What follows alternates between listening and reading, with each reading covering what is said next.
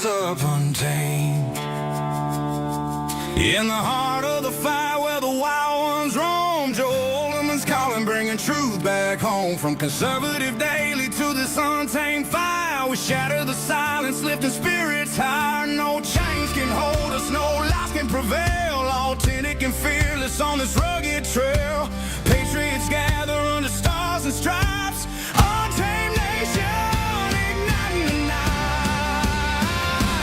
Untamed nation, let the truth roll out in this land of the free. Standing proud from sea to shining sea, we won't back down. Catch the fire, wear the crown. Untamed nation, it's our battle song, motivating hearts where the brave belong. Yeah, untamed and wild, forever strong. Play it again all night long.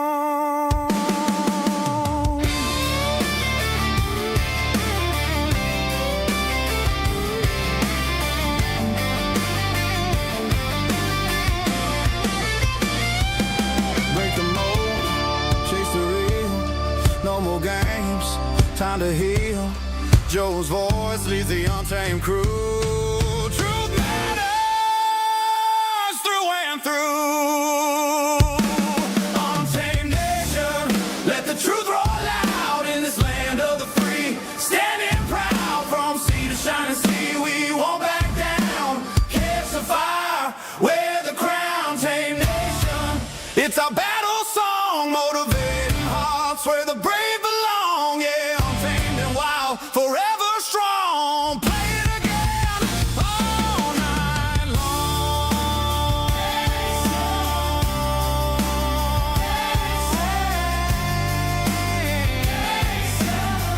Truth forever.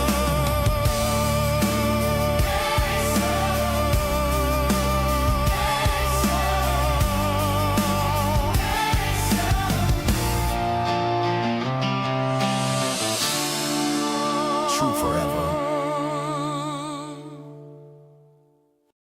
Untamed is going to be untamed. It's going to be a little crazy. I want to talk to my people. I want to talk to my brothers and sisters.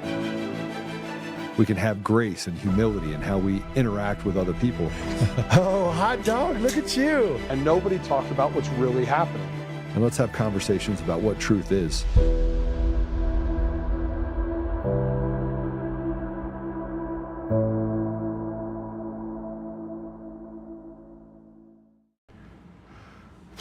Man, good morning, good afternoon. I guess it's good afternoon. We have a pretty amazing podcast today. We'll have two guests. Our first guest is the governor candidate, Scott Bottoms. He is the candidate for the Colorado governor. And I'm going to tell you a little bit about Scott. We got a chance to talk. I kind of got a little bit unglued on all the candidates that were running for governor. I was a little upset. Basically, misunderstanding, you could call it.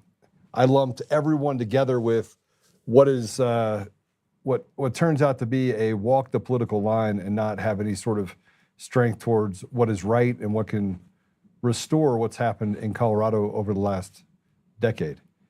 So let me just tell you a little bit about Scott, and then I'll let him tell you a little about himself. He served as a state representative for Colorado House District 15, El Paso County. He's now in his second term. He has a near perfect score. I think it actually is a perfect score for protecting Colorado's core values, faith, family, and freedom.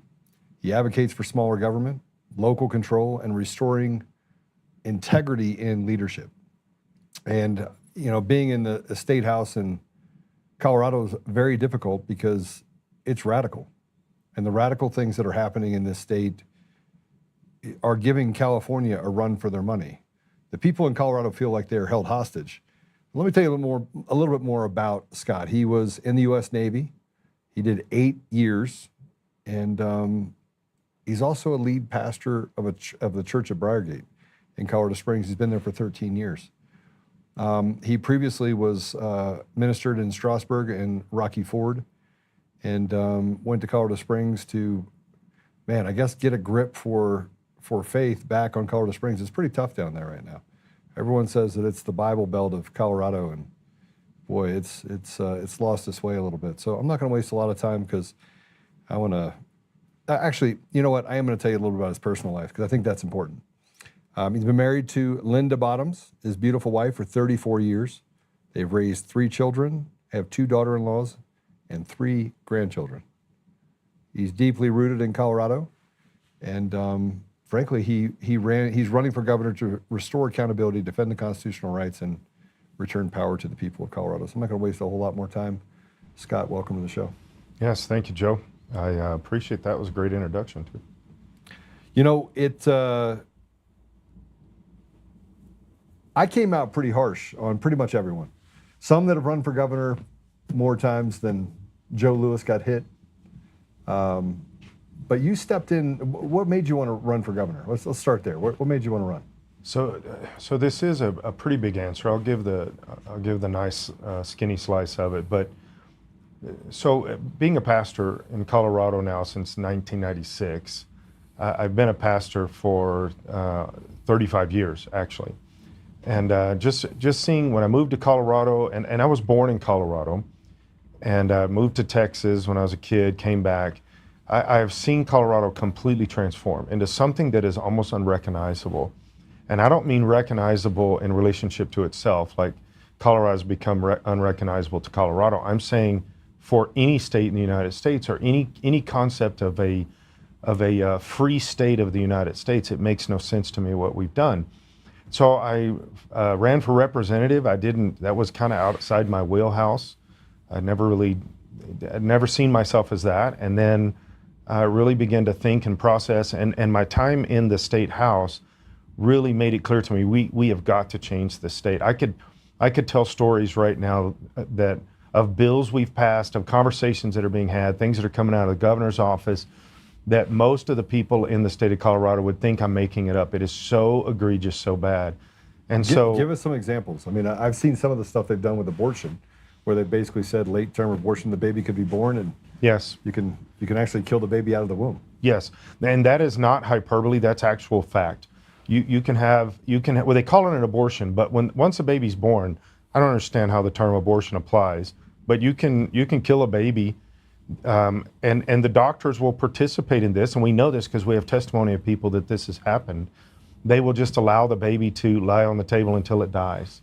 That's what we would call a post birth abortion. And that's happened in Colorado. That's happened in Colorado. We have specific examples of that we know for sure. I'll give you one example that we tried to pass a bill for 3 years in a row. We tried to pass this bill, and basically the bill was saying that if you buy a child to rape it. They try to use the term prostitution, but you cannot have prostitution for a 12-year-old. Okay, that's rape. And so we try to pass a bill that says if you buy a child to rape it, you have to serve at least 4 years in jail. And I was very uncomfortable. I sat on the committee. Not only was just 4 years. Just 4 years. I sat on the committee and I argued that it needs to be life in prison. In Florida right now, you can get the death penalty for pedophilia. Yeah. So in Colorado, we were saying, well, let's just do 4 years. Because why? 90% of the time, these people that are buying these children to rape them are getting off on probation. 90% of the time. So I specifically asked the police officers, sheriffs, different groups that came through that were in law enforcement to answer the question, because they were trying to get us this 4-year sentence. They were trying to help us with this. And I asked, what is the youngest child that you personally have walked in and caught the person raping? And the demographic for the buyer is white males 40 to 45 years old.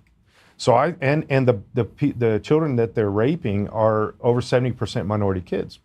So I thought for sure the Black Caucus would get on board with this, and they were adamantly against this. But I asked hold on a second. They were against holding a rapist that would rape a child that's mostly minorities.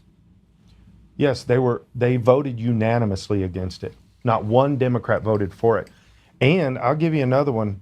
One of the members of the Black Caucus, she argued that the actual victim was not the child, but it was the buyer. This is recorded. You can go listen to it. Well, right now they're getting off on probation 90% of the time. And the police officers told us that these children, that the youngest that they personally came in on, every one of them said the exact same age, 2 years old. And they're getting off on probation 90% of the time. And the Democrats in the House are voting unanimously to hold them accountable for anything. And I personally said on the committee, I think that they should serve life in prison.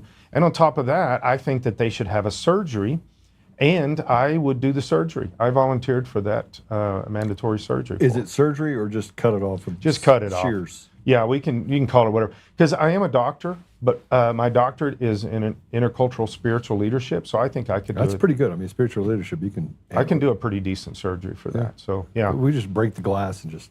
this is Jagged edge. this is where our state has come to, and I just did a recent interview, and this was a national interview, and there were people out in different states that were texting in and saying, "There's no way that this stuff is happening in Colorado." I said, "Just do your homework. I can show you the bill numbers. I can show you what's happening." Yeah. So, okay. So let's back up. This is law. They can kill a baby outside the womb. You Yes. have cases that they've actually done this. Yes. You have 90% of the pedophiles in the state of Colorado. So it's a safe haven for pedophiles. Colorado is the most pedophile-friendly state in the United States, and we're also the most human trafficking-friendly state in the United States, and this is according to our laws. Yeah. And there was a case up in Fort Collins of a man who was found not competent to stand trial, so they released him back into the public. And he tried to abduct a child off a playground. Yeah, that was actually in Aurora, and we did 2 different press conferences on this. The reason is because we passed a law in 24. You can look the law up. It was 1034, HB 24, 1034. And this bill basically made it so that the bar for finding people incompetent in Colorado just went to the basement. It is so easy to find anybody incompetent now. And I'll give you something here that was irritating to me is we were having these conversations within our groups. I am one, when the bill came back from the Senate, and this is the final version of the bill, I am one of 2 representatives, either in the House or in the Senate, that voted no against this bill. And the guy that they had let out, his name was Gallagher, he had tried to kidnap a kid off the playground. This is all videoed. It's on video. He had already been let out 4 other times for incompetency. And now he's trying to kidnap, and he's a transgender, highly a sex criminal, sex offender, a bunch of different things within that arena. And he was let out 4 different times, and now they just let him out again because he's incompetent to stand trial, and he's going to go out and do the exact same thing. I've argued this for a long time, but specifically Bill 1034. There is a mentality that we cannot put criminals in jail. We cannot do that in Colorado. Unless you're Tina Peters. Unless you're Tina Peters and you actually run against the Secretary of State for office, and then you're open game, yeah. But this is where we've come to in Colorado. We have no respect for the Constitution, no respect for rule of law, no respect for children, parents. I mean, I can go over the litany of stuff that we just blatantly attack in the state of Colorado. Let's talk about what's happening downtown. So downtown Denver? Yeah.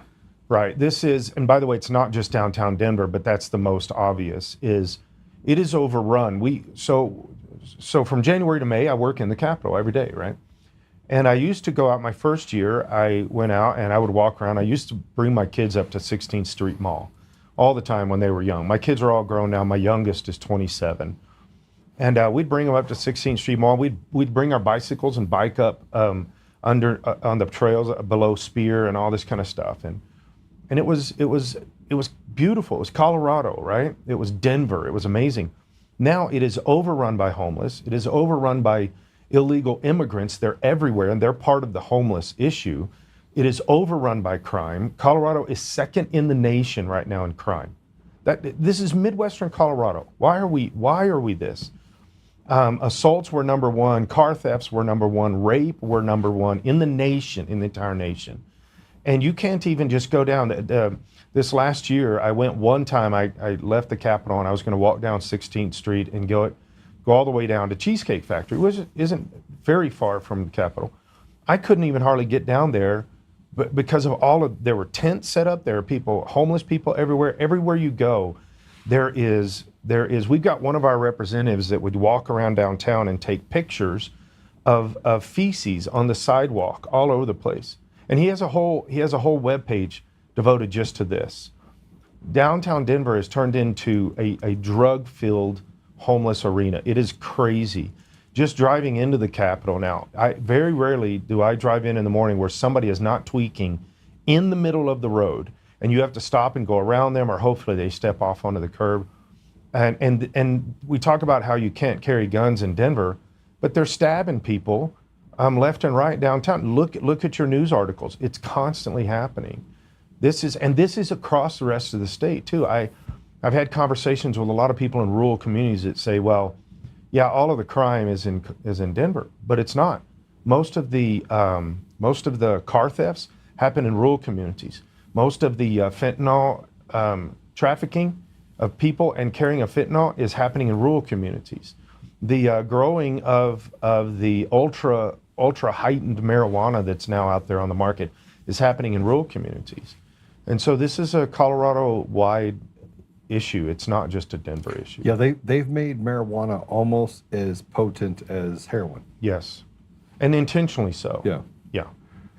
And we talk about fentanyl overdoses. That happens in predominantly wealthy environments as well. So the biggest hit areas are the Highlands Ranch, the Castle Pines, Castle Rock, Colorado Springs. Boulder has a high influence of fentanyl in it.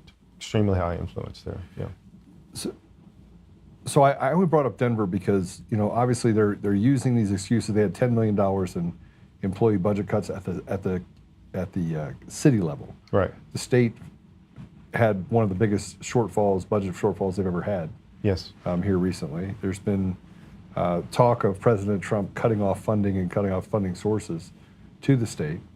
Crime is at an all-time low. Police officers feel like they have no support and that they are forced to let people back out on the street. DAs say that their hands are tied, which they really aren't. They're not. And it seems to be an agenda of complete chaos in the state. Yeah, this is a cultural thing. I was just at an event a few days ago that we were talking about police and police officers, and so the question is, how do we fix the crime issue? And they're saying, well, we need to fund the police better. That I would see. Obviously, I would agree with that, but that's not the issue, and that won't fix the problem. You can't throw money at a problem. You cannot, and that's always been the solution for Democrats, and now many Republicans buy the same solution, right? Right. But here's what we have to do. We have to change the culture. We have a culture in Colorado right now where the police are the bad guys. Yeah. I went to an event where I was speaking as a governor candidate at a medical group, and half the candidates for school board, city council, and all this kind of stuff were getting, Attorney General Weiser also, who's running for governor, got up and said the exact same thing. The police are the problem. The police need to be curbed. The police need to be held back. The police need to be defunded and all this stuff. I mean, it worked when your kids were young, right? I mean, when kids were young and exactly. they did really bad stuff, you're like, oh, I'm just a bad parent because I need to let them do what they want. They have to learn from... Yeah, if I discipline them, obviously I'm the bad guy, not them. That's terrible. But this is what we have got to change this culture that the police are the good guys. I don't care what everybody says. And most people have to throw a caveat in there, right? A disclaimer. Well, the police are the good guys, but we know there are bad guys. There's bad guys in every single thing. When that's your talking point is, well, we know there's bad guys in the police too. That means you're not supporting the police. I believe strongly in the police. I talked with a group of Aurora police officers. I was at an event and there was about 12 of them there as security. And they told me that the Venezuelan cartel in Aurora, that the chief of police of Aurora told them to stand down. That community belongs to the Venezuelan crime cartel. That's a foreign entity. Our Constitution says that the governor's job, one of 3 major jobs he has, is to defend the citizens of Colorado against foreign invaders. We have a foreign invader that has taken up a militant position in a community in Aurora. The police are told to stand down, stay out of there, do not drive in there, do not go in there. That belongs to a foreign invader. This is the culture in Colorado. So why did the police put up with it? Well, they're not totally. This is one of the things that I'm also hearing directly from the police in Aurora. They cannot get recruits. It's almost impossible to get new recruits, and a lot of their police are leaving. And I've talked to many that have. Same in Denver. Although Denver's been a lot more liberal from the police director position, police chief and stuff like that for a much longer time frame. You can't get police anymore to want to be a part of Denver Police Department unless they are part of like the activist mentality, which you don't want those people as police anyway. And so it's gotten really bad all over the Denver area. So cartel mentality. Cartel mentality. And I'll give you something that's interesting. The Venezuelan cartel released a statement back in the spring. This is the Venezuelan government / cartel. They're the same thing. Okay. Right. They released a statement that talked about how, the cartel is all over the United States. The DEA released a statement that said that Aurora, Colorado is the headquarters for the cartel across the entire United States. So then the cartel releases a statement and says the primary reason the cartel is in Colorado and in the United States is not running children, it's not running drugs, it's to disrupt our political and financial systems. That's what they are in Aurora, Colorado for. Why? So that they can have these revolts, and they can have these protests, and they can have like BLM Antifa type stuff where they tear the city up. And the Democrats are helping finance this. I can give you exact bills where they've done that. And it's to disrupt the system so they can tear down our republic and rebuild a Marxist mentality in its place. In the last 7 years, the budget for the state of Colorado has doubled. Yes. Crime rate has gone through the roof. Services, education has all gone to the toilet. Education, we've fallen almost 14 spots. Right. And this used to be the bastion. This used to be the place where people were proud of the fact that it had a high education standard.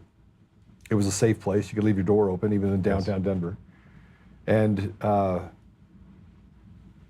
it's not like that anymore. It's completely the opposite, and it feels like it's been done on purpose. It's intentional. I believe very strongly it's intentional. Colorado Springs was voted, 3 years ago, maybe 4 years ago, as the number one city in the United States to move 2020. to. 2020. Yeah, that sounds right. Now they're like 400 and something. Part of the reason is because there are homeless everywhere, and a lot of these are illegal alien homeless all over the place. Crime is up even in Colorado Springs. The idea that somehow Colorado Springs is still this conservative city is just not, it's not playing. And I talked a little bit about that in the fact that they've taken away the ability for even the church. It used to be focused on the family. You have Womack Ministries, Charis Bible College. You have all these big organizations down there, and yet around it you have this institutional rot. Yes, and a very unchurched mindset that is setting in, not just unchurched, but anti-church. And even coming back to that, Colorado is also the 6th most regulated state in the United States. Since COVID started, we lost 40% of all of our businesses. And some people say, well, that's the pandemic. No, it wasn't.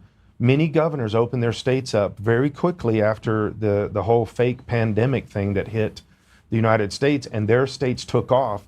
We had many businesses that moved out of Colorado and moved into more friendly states. I know of a few 2A kind of companies like Phoenix Weaponry that they moved out. They moved to Wyoming because they're being attacked. Every law is attacking. You can't start businesses. Yes, Magpul pulled out.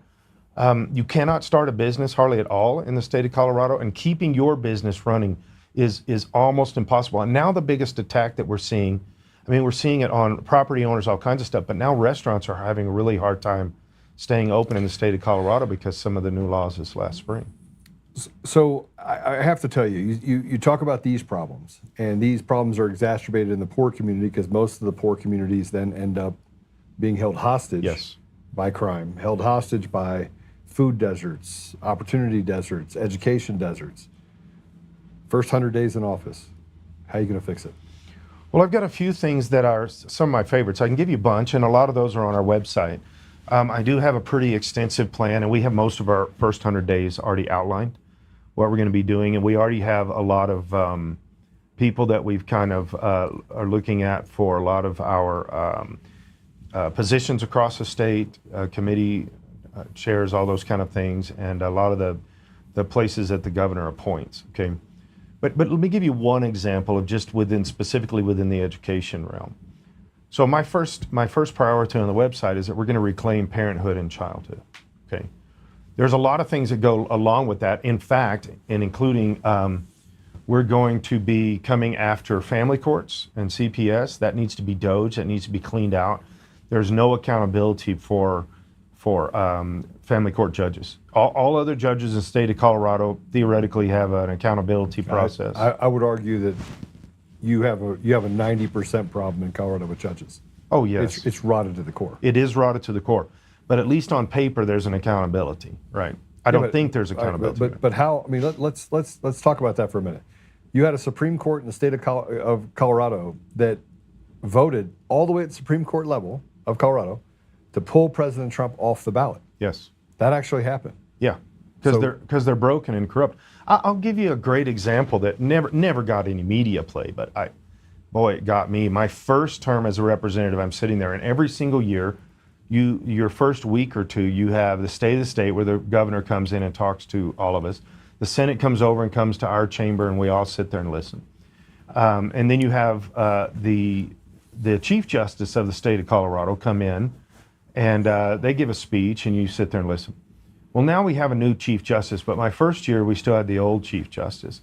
And he came in for an hour. He gave a speech about how they're under a lot of investigation because of sexual harassment in the workplace, disrespect for people. There was like 5 or 6 different things they were being investigated for, including financial corruption. Yeah. At the highest court in our state. That case is still going on. Yes, it is. It's a QTAM case, a basically sealed v. sealed. Yes. That does not allow anybody in the public. We're not allowed to see it, right? And they're trying to get permission from the federal government to go after the state. Yes. Corrupt apparatus. And these people are corrupt. Okay, our Supreme Court is corrupt in the state of Colorado. Yeah. You can look at that one stupid vote that displayed how corrupt they are. But the Chief Justice comes into us and he spends an hour talking about all these investigations and everything going on. And then he had the audacity to say this, and by the way, it is recorded. You can go and see if I'm telling the truth about this. Then he has the audacity to say, because it's all sealed, and that's the key as to why he could say this. He said, don't worry, we've done a lot of internal investigations and we have found ourselves to be innocent. And we're supposed to sit there and take that rot. This is who we are in the judicial system in the state of Colorado. One of the things as governor is I'll clean house in the courts. Yeah, but see, here's the problem, and I agree it needs to happen. At a 90%, I think that in this election, one of the things that has to be paramount when you go out to speak to people is when it comes up where they're going to redo the judges, every one of them is no. It's always been my policy. Everyone is no. Hey, you know what? I want every single judge. Now, there's a thing that you get, well, the devil you know is better than the devil you don't know. But that's not the case anymore. No. You reset the devils because those devils don't know what they're doing. Now you run the risk of the governor reappointing that person, or you run the risk of, they'll find a way around it because it's never been about the people. Right. But there has to be a way. The judiciary is the number one impediment to the will of the people ever being implemented, and they've gotten smart with it. You have to vote no on all judges in Colorado right now. Now, once I become governor, you don't automatically vote no, because I'm going to be appointing some very strong conservative judges as possible across the state of Colorado. What do you say as possible? Yeah, because there's not a lot of conservative judges left. They get run out. They get destroyed in the process. And when they actually make good decisions on the bench, they'll be disciplined, which they should be celebrated for this, but they'll get disciplined and try to get their license revoked. I just sat with his name just escaped me, but the lawyer that has been co-defendant with Trump on a lot of different things here in the state of Colorado. But I'll think of his name, but not Gessler. No, not Gessler. Don't get me started on Gessler. No, that's not who I'm. Yeah, no. So the one that brought Dominion to the table was no, this is he's been sued many times over by lawfare and all the different stuff. And he talks about this at the highest level. He is the one that is seeing a lot of these lawyers that are getting disbarred. The only reason is because they're conservative. Yeah. And they're getting disbarred all over the country. And he gave probably 20 examples of this. John Eastman. Eastman, yes, Yeah. John Eastman. And he was the one explaining all of this stuff. We were at an event just this last week, and I knew this stuff, but to hear it actually cited with examples, man, it is irritating what is going on across our state. But so coming back to your earlier question, what would I do day one? Let me give you one that is just for education, just for the DEI mentality. As executive order, I can do this to run an executive order that says no more across any state institution, any state employee, no more DEI, hiring and firing, promoting, demoting, whatever. No more grooming language, which the way Trump said it was when he did this was no more use of pronouns, okay? Well, we have to use pronouns. You're he, I have to say he if I'm talking about you. So we have to use pronouns, but when you start using them to groom, that's when your problem is, okay? Now, I've mentioned... I don't know if, so I don't think that, I think pronouns in use for descriptors, like, hey, he's going to be on the show today, that's fine. Yes. But when you have to put he, him, all that should go away. All that's going to go away. And I will make executive order as governor, no state employee can use that. Not on emails, not on letters, not personally referring to themselves, not referring to a student in school. And part of the reason is because these kids are getting groomed in schools. They're getting strongly groomed in schools. And this is from teachers, counselors, all this stuff. Scott, it's happening in the most conservative places. Yes, it is. Because the Department of Education in the state of Colorado is pushing down these mandates. And they're hiring these teachers that think the pride flag should overcome the American flag. And it's happening everywhere. No one's getting away from it. No. You can say that there's conservative areas and conservative schools, but it's happening everywhere. It's not just because they might have casual permission, it's because it's being pushed and enabled and financed. I was up at Children's Hospital just a few months ago because Children's Hospital is under investigation by the FBI and the DOJ. Yeah, for doing surgeries. For doing surgeries on minors without parental knowledge. Yeah. Well, who's bringing them to the hospital? Teachers. Teachers, counselors, therapists, Pastors. They're bringing them to the hospital. You heard about the pastor in downtown Denver. Yes. Literally walked two brothers into their parents didn't know anything about it. Yeah. And then went to CPS and had the parents charged with neglect so that they could gain control of the children so they could take them over Yes. to have sex change. Family court and CPS is so corrupt. CPS has a lot of pedophilia. It's ingrained within their system. Scott, tell me how we get a state that is so ingrained with such bad stuff, and yet we sit on the sidelines and we can't do anything about it. I mean, that we have people inside of our government institutions that are inside of the Colorado system that are here doing harm to our community, and we know what's happening. Like 95%, you could walk out there to the poorest community, just go to Aurora, get 20 miles that way, boom. Go to the middle of it, ask one of those parents if anyone in the state government stands up for them. What do you think the answer will be? The answer is no. So how can we know it? We can see it, we can feel it, we can touch it, but we have no recourse against this evil taking our children. I mean, literally taking them, trafficking our children, grooming our children. We have to go to schools and say, you shouldn't be doing this, to put a book in the school that talks about a second grader masturbating. I mean, come on, Scott, you got to tell me, why is it that we have such a hard time as a community getting rid of this stuff? Well, we actually tried to read some of the books from the floor of the House. Yeah, they wouldn't let you. And they wouldn't let us. And then the excuse they use, get this, so they're fighting with us. They're not going to let us read this stuff. And about 30 minutes into this fight, and the main push on this was Representative Graff. Right. And he was trying to read these books, and then they said, and then this group of sixth graders came in upstairs to watch us from the gallery. And they said, so see, now there's kids in here, so we won't read these books. Although we got the books from school libraries that kindergartners can get. Yeah. And so here's the thing, with the no DEI, the no pronouns and all that kind of stuff, what I'm gonna do is then set up a hotline straight to the governor's office. Okay, not to the administrators, not to the counselors, because some of them are part of the problem. Now, there's a lot of good teachers and counselors out there. I'm not picking on everybody. I'm not going to overgeneralize. You should, though, because the good ones should be standing up for and pushing the bad ones out. That's always been my argument. But here's what happens is now any student in the state of Colorado can call the governor's office directly and say, this counselor's grooming me, this teacher's grooming me. They are not allowed to use pronouns. Not now. Well, no, I'm saying once I become Right. governor. Okay. All right. They won't be able to use pronouns. They won't be able to do anything to manipulate the child, because right now all the pressure is pushing these kids into the grooming talent, all of it. You take the average 13-year-old 8th grade girl, how much pressure is on them to be a boy? You got to act like that. You got to. Well, now I want those teachers and counselors across the state of Colorado that are the bad guys, that are really playing the games and hurting our kids. I want them to be scared to death of Governor Bottoms, that we will come after them.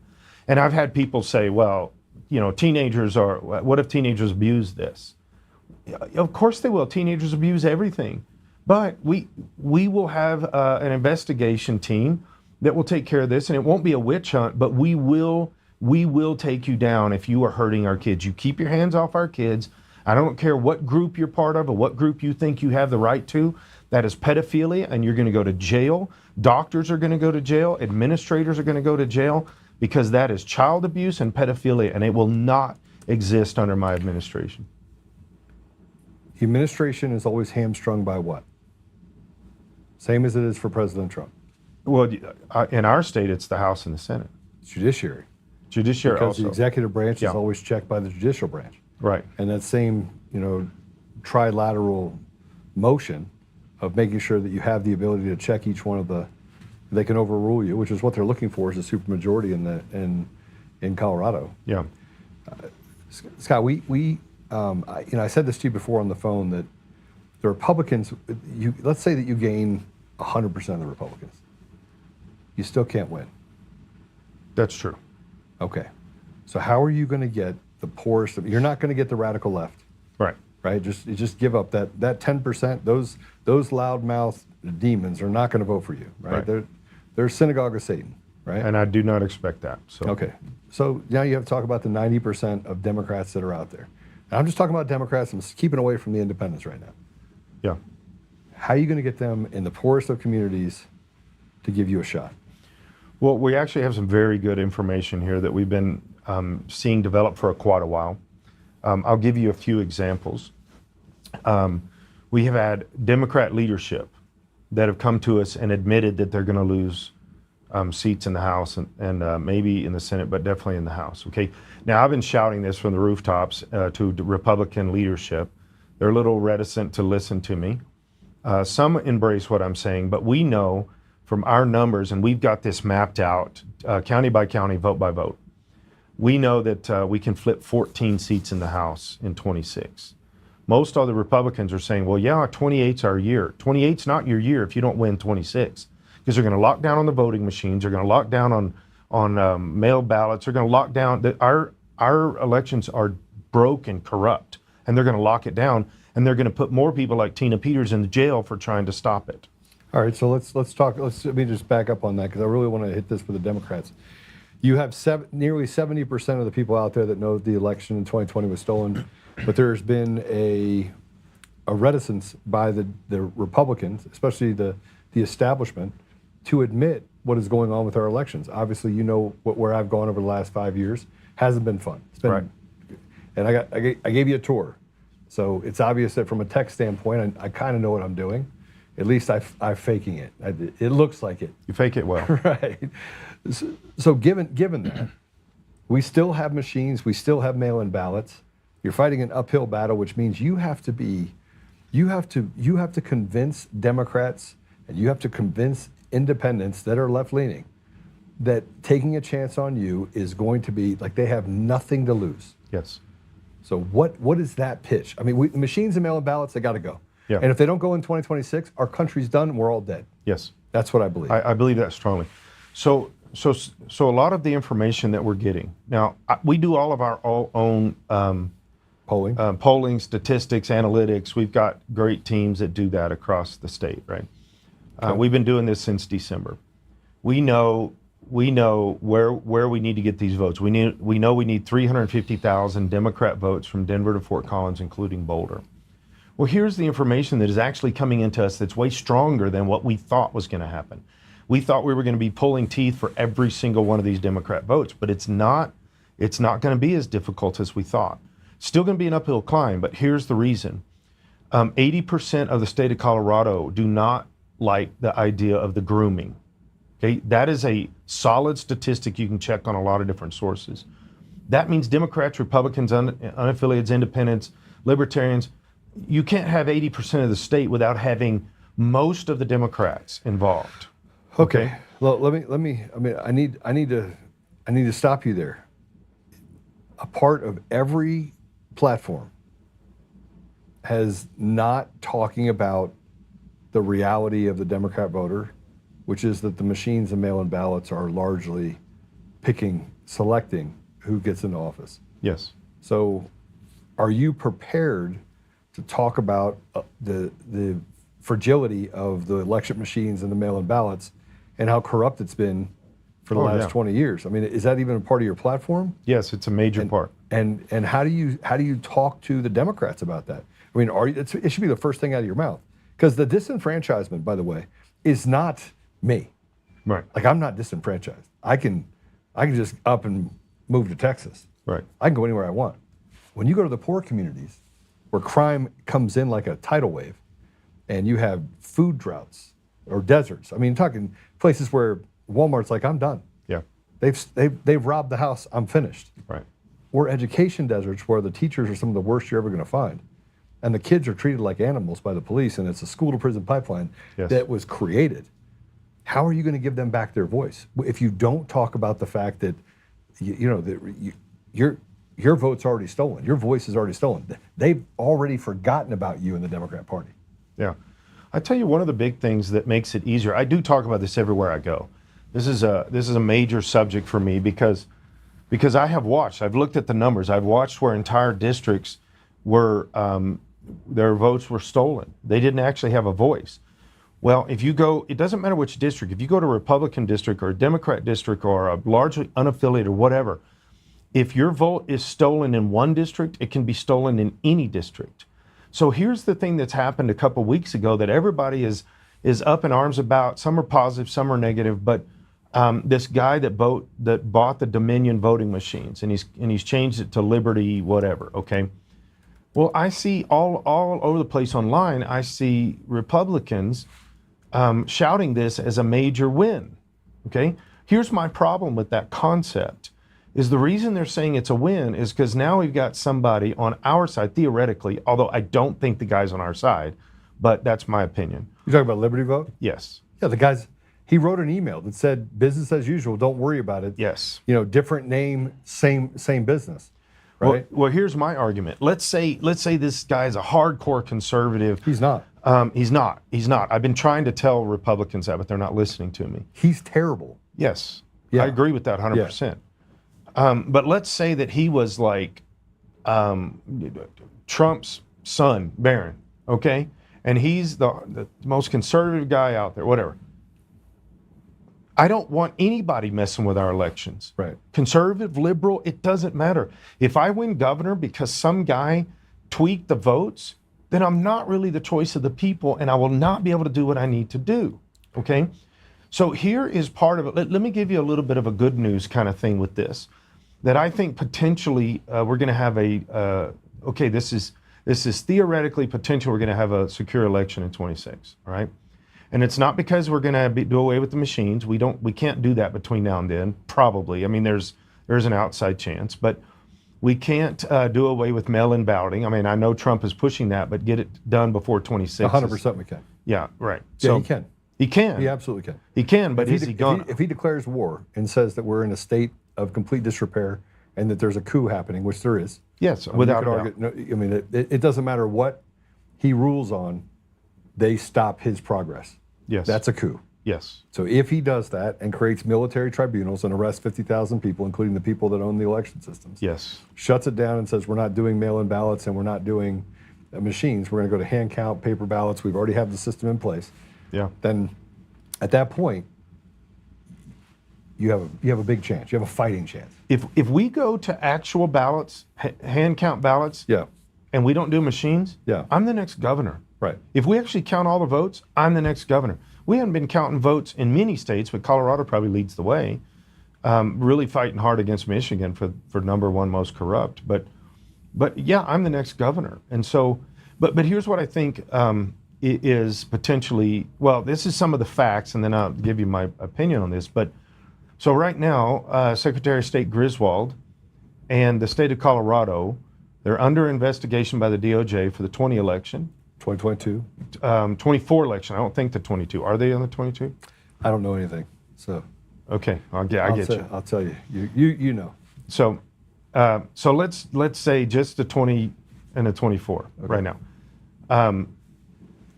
And theoretically, they cannot monitor the 26, but I think that's part of the subject too. But here's the thing. They're also investigating the BIOS passwords release of Janet Griswold, where she released over 600 passwords. She's going to prison. I believe I've been saying this for months and months. Griswold will be indicted before the 26th election. 100%. So will Attorney General Weiser. 100%. Because you and I had this conversation, and I was like, okay, all right, you do know a few things. and on top of that, they're also investigating the Arapahoe County anomalies during You the mean election. Matt Crane anomalies. Yes, right. Because Matt Crane is the head of the Colorado County Clerks Association, and he is the henchman that was closely related to Wayne Williams, yes, who brought the machines? who brought the machines with A Republican. Scott Gessler. Yes, a Republican that brought the Yeah. machines. So here's the thing. Now, if you go back to the time when Tina Peters was arrested, because this all came from Tina Peters, Trump's lawyers coming and talking to Tina Peters. Okay, Tina Peters. 20 years from now, people will look back in history and realize that one of the most influential people in the state and one of the people that was on the right side and did so much for the state of Colorado is Tina Peters. When she copied that stuff onto that hard drive and the Democrats came after her for doing her job, okay? I am sick and tired of Republicans saying she's a distraction, she belongs in jail. We just did a governor forum Saturday night, and Senator Kirkmeyer, a Republican running for Terrible governor, human being. Terrible. stood up and said, I will not let Tina Peters out of jail. Well, part of the reason for her is because she was best friends with the lady that was the president of the Clerks Association at that time, right? It's all part of the problem. And closely related to Pam Anderson, who interfered with Tina Peters becoming the Secretary of State nominee for the Republican Party. Interfered greatly with that. And they stole that. That was in 2022 when Tina ran. I picked up the anomalies and said, here's what it is. I sent all the information to the FBI, to all the CISA. I was like, look, it's blatantly obvious that Pam Anderson did not win this nomination. Yeah, but if you control the machines, and here's part of the subject that has to be addressed and will be addressed by this investigation, all these investigations, the Democrats are not the only ones got their hands in the pie when it comes to controlling the machines. Two wings of the same bird, Scott. Yes. Two wings of the same bird. Yes, and so all of these Republicans that keep saying Tina needs to be in jail, when I'm governor, I'm going to ask for a formal apology from all of them, and I think they should all be censored and removed from the Republican Party. When you're saying that one of the people that defended our party, defended truth, and defended our rule of law and our voter system, which voting is the most important thing that we have as citizens, our vote. And you got Republicans that are part of this conversation all over the state. I'm done with those people. But either way, so because of these investigations and some other investigations that I won't talk about that are more on the sedition of America side, not just the voting issues. I'm very familiar with those. But what I think, this is now that's all facts. Let me give you my posit, okay? And I'm sure this is more hopeful than it is actual, but here's what I think. Tina Peters, Attorney General Griswold will both be, not Tina Peters, Secretary of State Griswold, Attorney General Weiser, they will both be indicted before the 26th election. Because of that, there will be so many people. Griswold's second in command right now, that guy is a spineless wonder. I think he'll actually turn state's evidence. There's a few of them, and I actually, this is what we found in Dominion voting systems, is it was very easy to flip people that used to work on the systems and the machines. Yeah. I got to keep a little bit quiet on that because I still have the Eric Coomer deal. But when you have people that are radically involved in tilting elections, and your senators here, you've got to rely on people that are inside that system, which is how they got this case against Weiser and Polis and these judges. It's because people on the inside were like, "This is nuts." Like I'm a Democrat, and what you're doing is absolutely disgusting. Well, and this is coming back to some of the earlier question. This is how some Democrats across the state of Colorado will vote for me, is because they're recognizing when all of a sudden the indictments come down and we start seeing evidence displayed publicly, a lot of these Democrats are kind of on the fence. They want to be good, loyal Democrats, but they know not only are we grooming our kids, not only are we destroying our state in crime, but we also know that internally we are lying to the people of Colorado and we're playing with their vote. And everybody wants their vote to be counted no matter which party you are. And unaffiliated, a lot of them, they're watching this vote corruption stuff. That's one of the biggest subjects to the unaffiliateds, is the vote corruption. So I think there's a possibility because of that, and because there will be so much investigation around this and so much going on, I think this might be one of our more secure elections we've had in 20 years. I think fear alone will keep people's hands off the knob. No, because fear should have done the same thing with President Trump. Yeah, I mean, I hate to say it to you, but I'm just going to tell you that if I was a betting man, I would tell you that they've already doubled down on double green zeros, and they're going to do it all over again because they keep winning. Yeah. Right. And the left is anything other than shameless. And when they're desperate, desperation sets in. They don't care. They already know they're going down anyway, so they're going to do everything they can to maintain the charade. Yeah. And you saw that today. There was a thing that Decker put out that Matt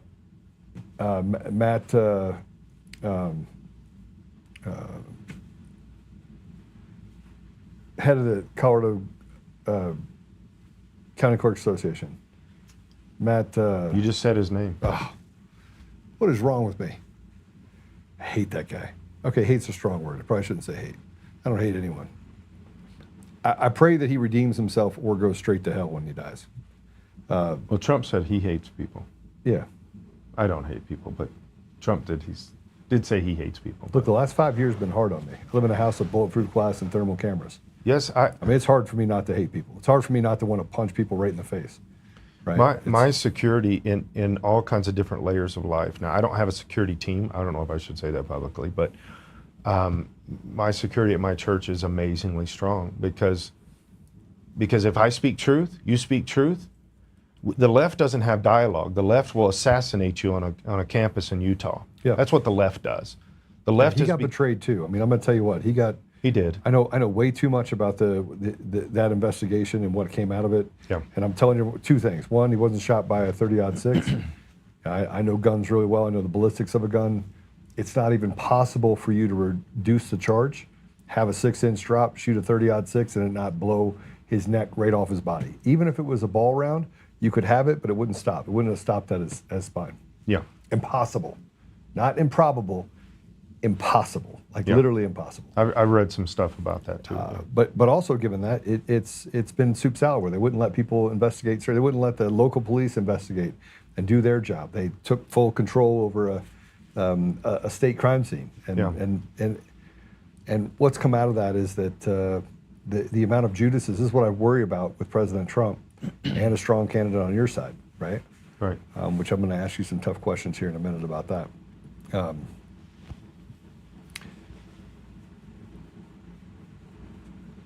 There's still, you have the independent vote, you have the Democrat vote, you have the Republican vote.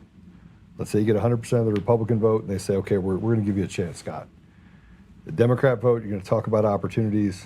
Independent vote, they're disenfranchised with both sides. Yeah. So how are you going to then win this group, largest group voting bloc in the state of Colorado? 52%. So how are you going to handle that group and not compromise on your values? Well, I think compromising on our values is what has driven a lot of people, at least from the Republican Party, into that group. I talk to people all the time, not like 10 or 20, but like hundreds and hundreds of people, that the reason that they're independent or affiliated is because they felt betrayed by the Republican Party. That the Republican Party spends all of its time fighting, and the only time they are actually getting engaged, they're trying to be some kind of spineless thing in the middle. Well, people don't respect that. It doesn't matter which party you are, they don't respect that. Are you pro-life? I'm pro-life to the core. There is no such thing as in case or except for cases. If you believe that babies can be murdered, it doesn't matter when you put rape or incest in there. That just means you believe babies can be murdered. I believe that babies should not be murdered under any circumstance. Rape and incest is not a caveat that says that baby did something that deserves dying for. But the person that raped that individual should face the death penalty? Oh, I believe that. I am a death penalty person to the core. That's not possible in Colorado, but who knows what our future will hold. If we have enough people in Colorado that get sick and tired of their kids getting raped, possibly maybe they could actually stop being a Democrat and vote for something that is legitimate. Let me ask you a question. How do you think we got here from a public standpoint, where teachers act the way they do and they've captured different institutions of education specifically? If you were to look at that specifically, just look at that. Do you think it's a social contagion? Do you think it's... I have a video I want to show you.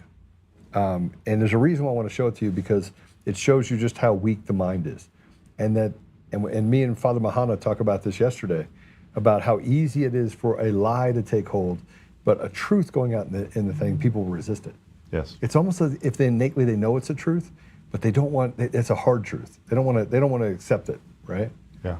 I want to play this video. Let's go ahead and play it. This video should terrify you. She's part of an experiment, but she doesn't know it. Now you see these people, they're in on it. You see, she's facing the elevator exit. They're facing a wall that leads to nowhere. But because they're all doing it, watch what she does. She eventually folds and turns towards the wall, heading nowhere. Now maybe she was just a follower, but now the guy in the white shirt is part of the experiment. Everybody faces towards him. He looks confused, but in a short period of time, he turns around and conforms. Now this is where it really gets crazy. He's the victim, right? They walk in and they face him, and he looks really, really confused. Eventually, he folds like everybody else. But then he starts to spin exactly like how they're spinning. Crazy, right? The harsh reality is that this is how most people are. It's easy to laugh and say that you would never be a sucker that does this, but most people don't understand the magnitude and how much people they're around affect their behaviors. It would be wise for you to be careful about who you're around, because everybody's a free thinker until they're in a room with a bunch of people facing the wrong direction. Yeah, I've seen that. I've seen that in the House of Representatives, where, well, they're my friends, so I have to vote for their bill, or we're all kind of leaning this way. And this is where I stand up and gripe many, many times. Just because you're saying that the group should think this way. In fact, there's a part of me, and I'm sure it's a rebellion mentality, I don't know, but groupthink pushes against me. I don't do groupthink.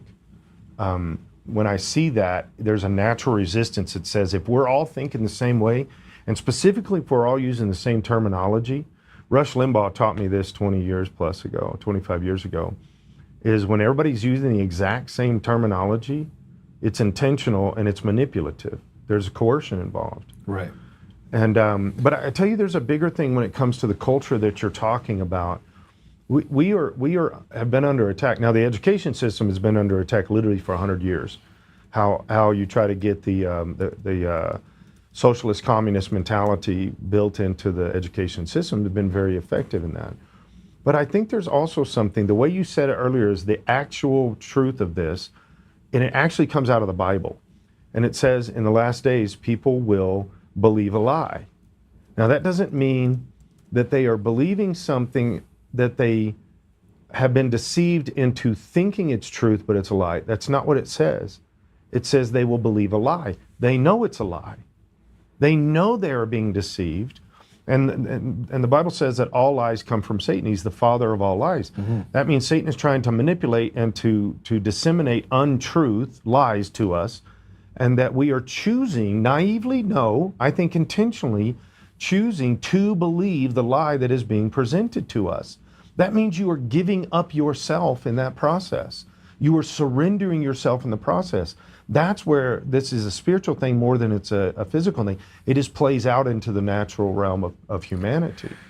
So one of the reasons why I personally have had an immense amount of success, why I'm under fire a lot, is that people go, well, Joe, you can't you have to have some proclivity. You have to have something that you have in your life that Right.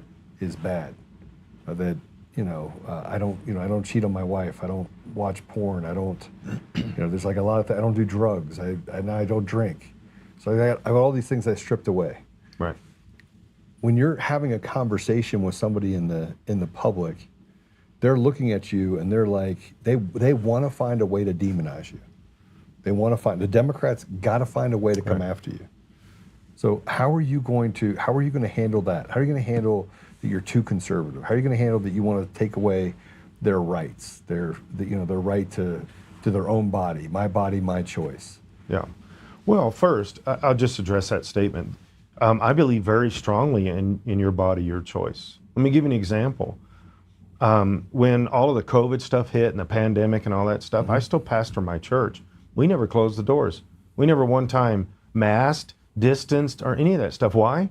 Because you have the right to your own body. Right. If you want to put a vaccine in your body, go ahead. If you don't, you cannot and should not be made to by the government. Why? Because you are in charge of your own body. The problem with the subject when it comes to abortion is it's not your own body. There's another body inside. It's a different person. They have different DNA than yours. It's connected to your DNA. You can find the familial connection, but it's not the same DNA. That means it's a different human being, and you do not have a right to kill a different human being. Okay? Definitely this idea, you cannot murder babies. That's how simple it should be stated. So things like taking rights away, I don't believe in taking rights away. The gay community can be the gay community.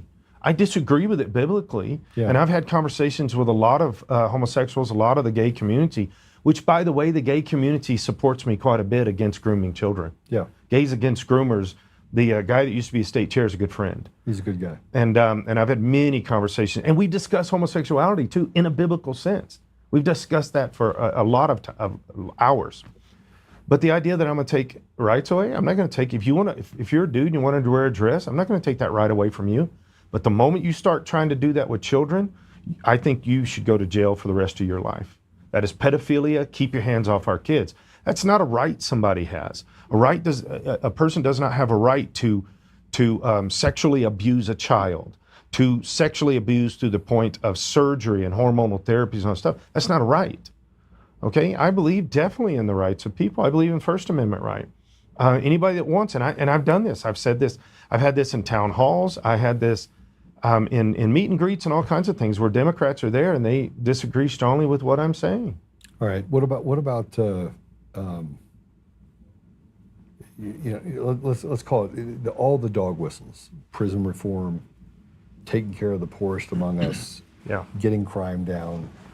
Do you think we should have a universal red flag law? Do you think we should restrict more the Second Amendment? There's just things in there that want to get rid of semi-automatic weapons. That makes basically the only thing you have is it's probably the most draconian law that's come into play in the country. Yeah, I'm not a fan of red flag laws for a bunch of reasons, but because I do get this. People ask me, and I've been a pastor for 35 years. I have worked with a lot of mentally ill people. Okay, I've worked with people counseling and all kinds of things. Let me give you a little example with some of the transgender stuff that we're processing. Years ago as a counselor, when somebody would come to me and they'd been cutting themselves, and cutting was a big deal 15, 20 years ago. Well, it's even become a bigger deal now. We're just moved from cutting our arms and legs to genitals. It's still mental illness. Right. It still needs to be addressed on a mental and a spiritual illness level. The problem is we don't address it like that because now the state has actually made this, enabled it, and funded it. We're the #1 destination state in the United States for transgender surgeries, paid for by the taxpayers. So anybody in the United States can have a transition surgery in the state of Colorado. This is why I tried to pass the bill that said if you're bringing minors across state borders for abortions or transition surgery, that's trafficking and that's a felony. Because children do not make those decisions. Right. Adults make it for them. Right. And so we're pushing all of these things, and then we use red flag laws to say, so for example, Trump 3 or 4 weeks ago said, well, let's say that all transgenders cannot have guns. Okay? That was his version of kind of a red flag law. I agree with it. Okay? Right. Sorry. No, I don't I don't disagree with the concept. The problem is the application and the Second Amendment. When you say to one group, okay, Trump's president now, you say let's say no transgenders can have guns. Okay, how do you define that? Who defines all that stuff? But here's the thing: when he's not president, and they say no Christians should have guns, that's just the next version of the same thing. Yeah, no, I think you have to tie it back to, again, I have 3 gun stores, 5 ranges, largest seller of guns and ammo in the state of Colorado, right? And we turn away lots of people for buying guns. Yes. We ask critical questions at critical times, and some people get pissed off about it, but we do it to not harm them, right? Not them wanting to harm themselves, and we have a very good track record that we've been able to develop as a result of that, being responsible, right? Because we have the ability to deny anyone on the 4473. Right. But my issue is that we've never attacked the problem, and I guess I want to leave you with that, and I want to continue this conversation. I do have one more question I'm going to ask you. It's going to be a little sharper about who you're running up against, because you have 19 other or 20 other candidates. I think it's like 22 or 23. It's hard to keep up. But when we stop holding big pharma responsible for psychotropic drugs and doing the things they do, Yeah. we stop holding them responsible for autism and putting out vaccines that have, Yes. child victimology that's affecting their lives for the rest of their lives. When we stop addressing the problems themselves and allow for them to do what they're doing in the schools and grooming children and letting,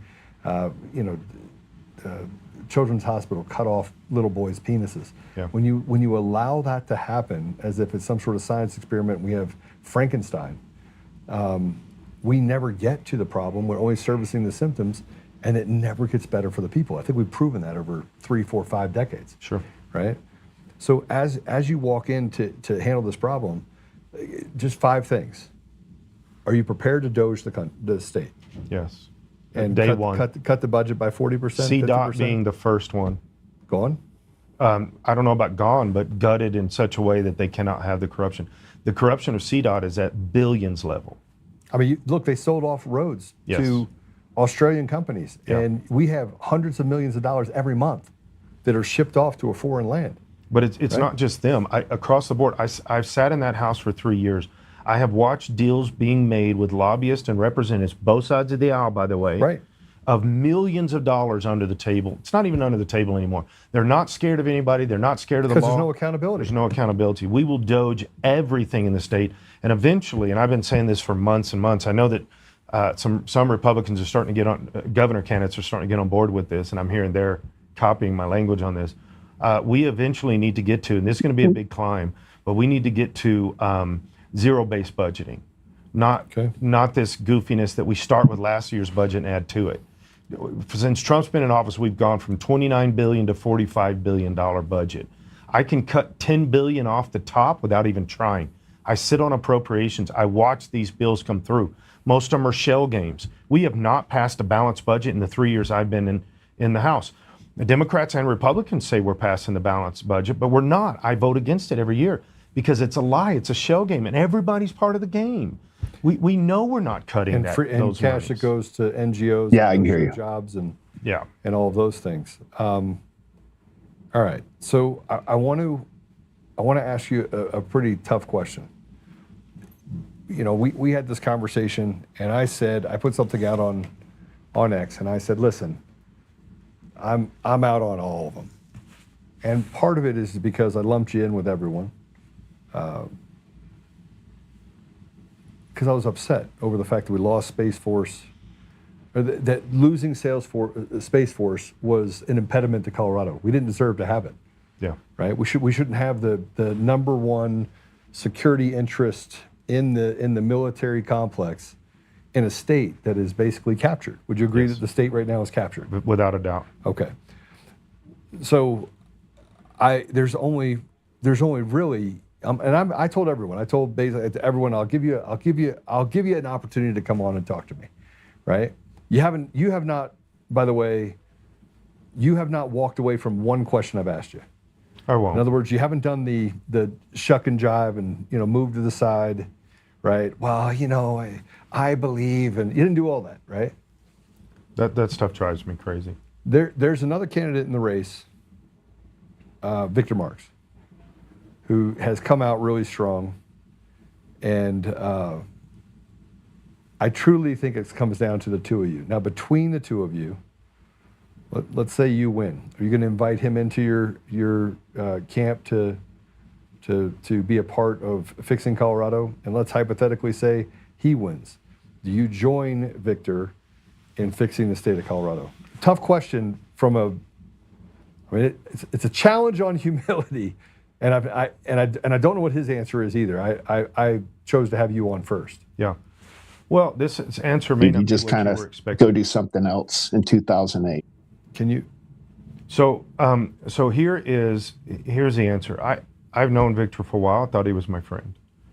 I talked to him before the day that he declared, and I talked to him about some things, and he threw me under the bus and lied about me in public, which was not what I expected. At that point, I actually had thought about this and talked about with my campaign team that maybe he could be a guy that could be my lieutenant governor. This was long before he started talking about being governor. And I'm going to be very careful how I say this, but since then, there's been a bunch of stuff that has come to light. I have had conversations with State Department employees, CIA employees, previous CIA, ICE. I wouldn't give any whole lot of credence to the CIA guys. Yeah, just so right. I understand how that works. Border Patrol in Texas, ICE, elected officials around the states that are governor's office level, and their teams, and they have revealed a bunch of stuff to me about Victor Marks that will be coming out over the next few months. Because of that, not because of my previous relationship with Victor. If you would have asked me this 2 weeks ago, I'd have said, sure, I can work with him. I could bring him into my group. I cannot say that anymore, and the reason is because I know a lot more stuff that's going to be coming out, and I will not work with him under any circumstances. So I'm gonna leave this with you, just as not trying to teach the teacher, but I will say this: if you go to my Wikipedia page, you'll get one side of me. Yes, same with me. The first 8 people that work for me, they still work for me, right? It's still inside of my company. I've been married to the same woman for a long time. You've been married a long time. The things that they've said about me, yeah, I am a hard ass. I will tell you right now, I can hold a Fabergé egg, or I could smash somebody in a minute, throw them around like a rag doll. I choose peace, but it's not because I'm not capable of war. So there's a lot of things that people have said about me of late. I mean, I had to settle something up today. People that said that they were my friends, that walked around disparaging me in public, doesn't make it true. Right. So I know you have a forgiving spirit, because I was pretty pissed, and I basically went after everybody, right? And you're sitting in front of me right now. Right. I just think that the strength of the two of you, because I basically said, I'm not going to get in the race. Yeah. But I won that straw poll 72, 74% in 2022, Yeah. which would have eliminated everybody Right. at the caucus. I don't think I'm the guy that wants to be in that race. But I want to leave you with the fact that maybe it's true, maybe it's not true. You bring a lot of things to the table that I think restore that integrity to a position that has lacked it for decades. But are you willing to mend fences with strength? Yeah. Can strength and strength operate in the same environment regardless of who prevails in that environment? Yeah, and I told Victor when I talked to him that afternoon, I'm never going to attack him. If all this stuff that I'm seeing, and I'm seeing data, not just information, if all this stuff is true, I can't work with him. I literally can't. If it's not true, I can work with him. I can work with anybody. That's not my problem. My problem is not, I don't have an ego that says I can't. But if this stuff is true, then the corruption is at extremely high levels, and I can't do that. I could not bring that into the administration. And it didn't matter whose name would be attached to it. At this level, it would be very frightening to bring that into the administration. Right. Well, now, again, and I'll say publicly right here, if all that stuff is proven to be not true, sure, I can work with it. Okay. Yeah. I'm going to ask him the same question. Sure. Right? I think I owe it to both of you. Yeah. How do people follow you, and how do people give and support you? So scottbottoms.com, that's the website. There's a giving portal on there. There's a few options. You can go to WinRed, Anodot, all this kind of stuff. We definitely need a lot of campaign contributions. We know Bennett's going to have probably 50 million, right? We believe we can do it with 7 to 10 million. We know that our grassroots ground game will eclipse anything Bennett's doing. And also you can send out emails, you can send out videos, you can look at the stats of stuff that I'm saying. Don't take for granted that I'm telling the truth. Look up the information, Google stuff. Don't go to Wikipedia, they don't like me. They don't like me either. But there's a lot of good information out there. There's a lot of stuff that I'm doing that you can get involved with. My priorities are on the website, who I am. I mean, I'm not shy about this. And I've told anybody that's ever interviewed me, ask me the most difficult question. I don't care. I do have a way that I think about things, and I believe it, and you either like that or you don't. Yeah. You know? Scott, thanks for giving me the time. Hey, I appreciate it, sir. You. Absolutely. All right, we're going to take a break. Let Scott go get on the campaign trail again, and when we come back, we will be joined by our next guest who's been waiting patiently. So we'll be right back.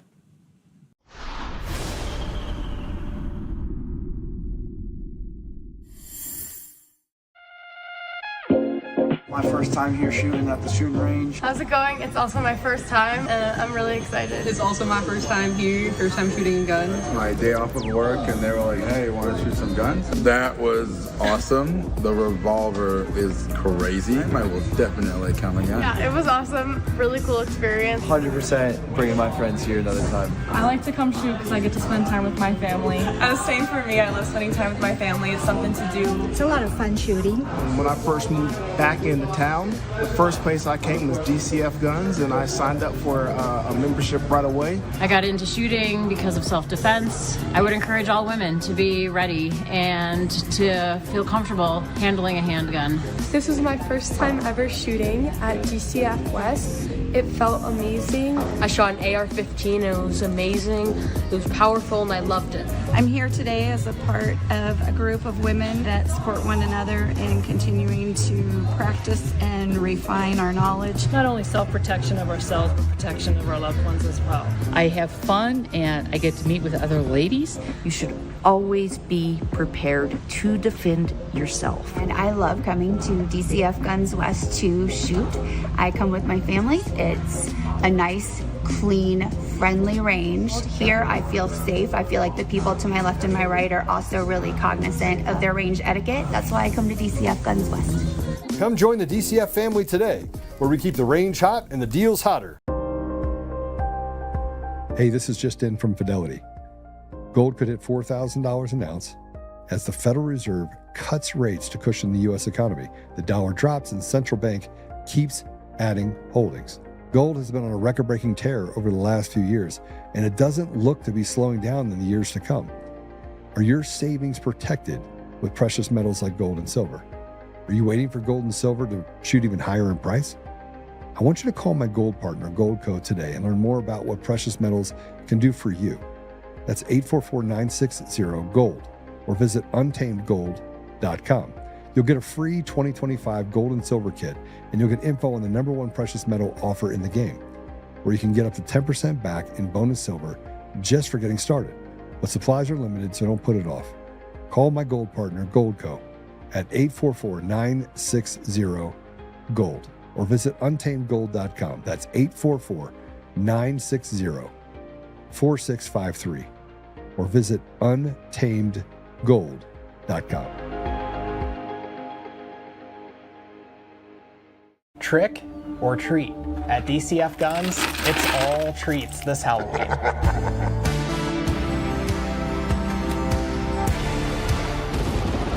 We're handing out spooky good deals, king-size candy, and everything in between. Forget the chocolate. Our sweets come in the form of savings you won't want to miss. Visit DCFguns.com and shop our spooky deals today. DCF Guns, where we keep the range hot and the deals hotter.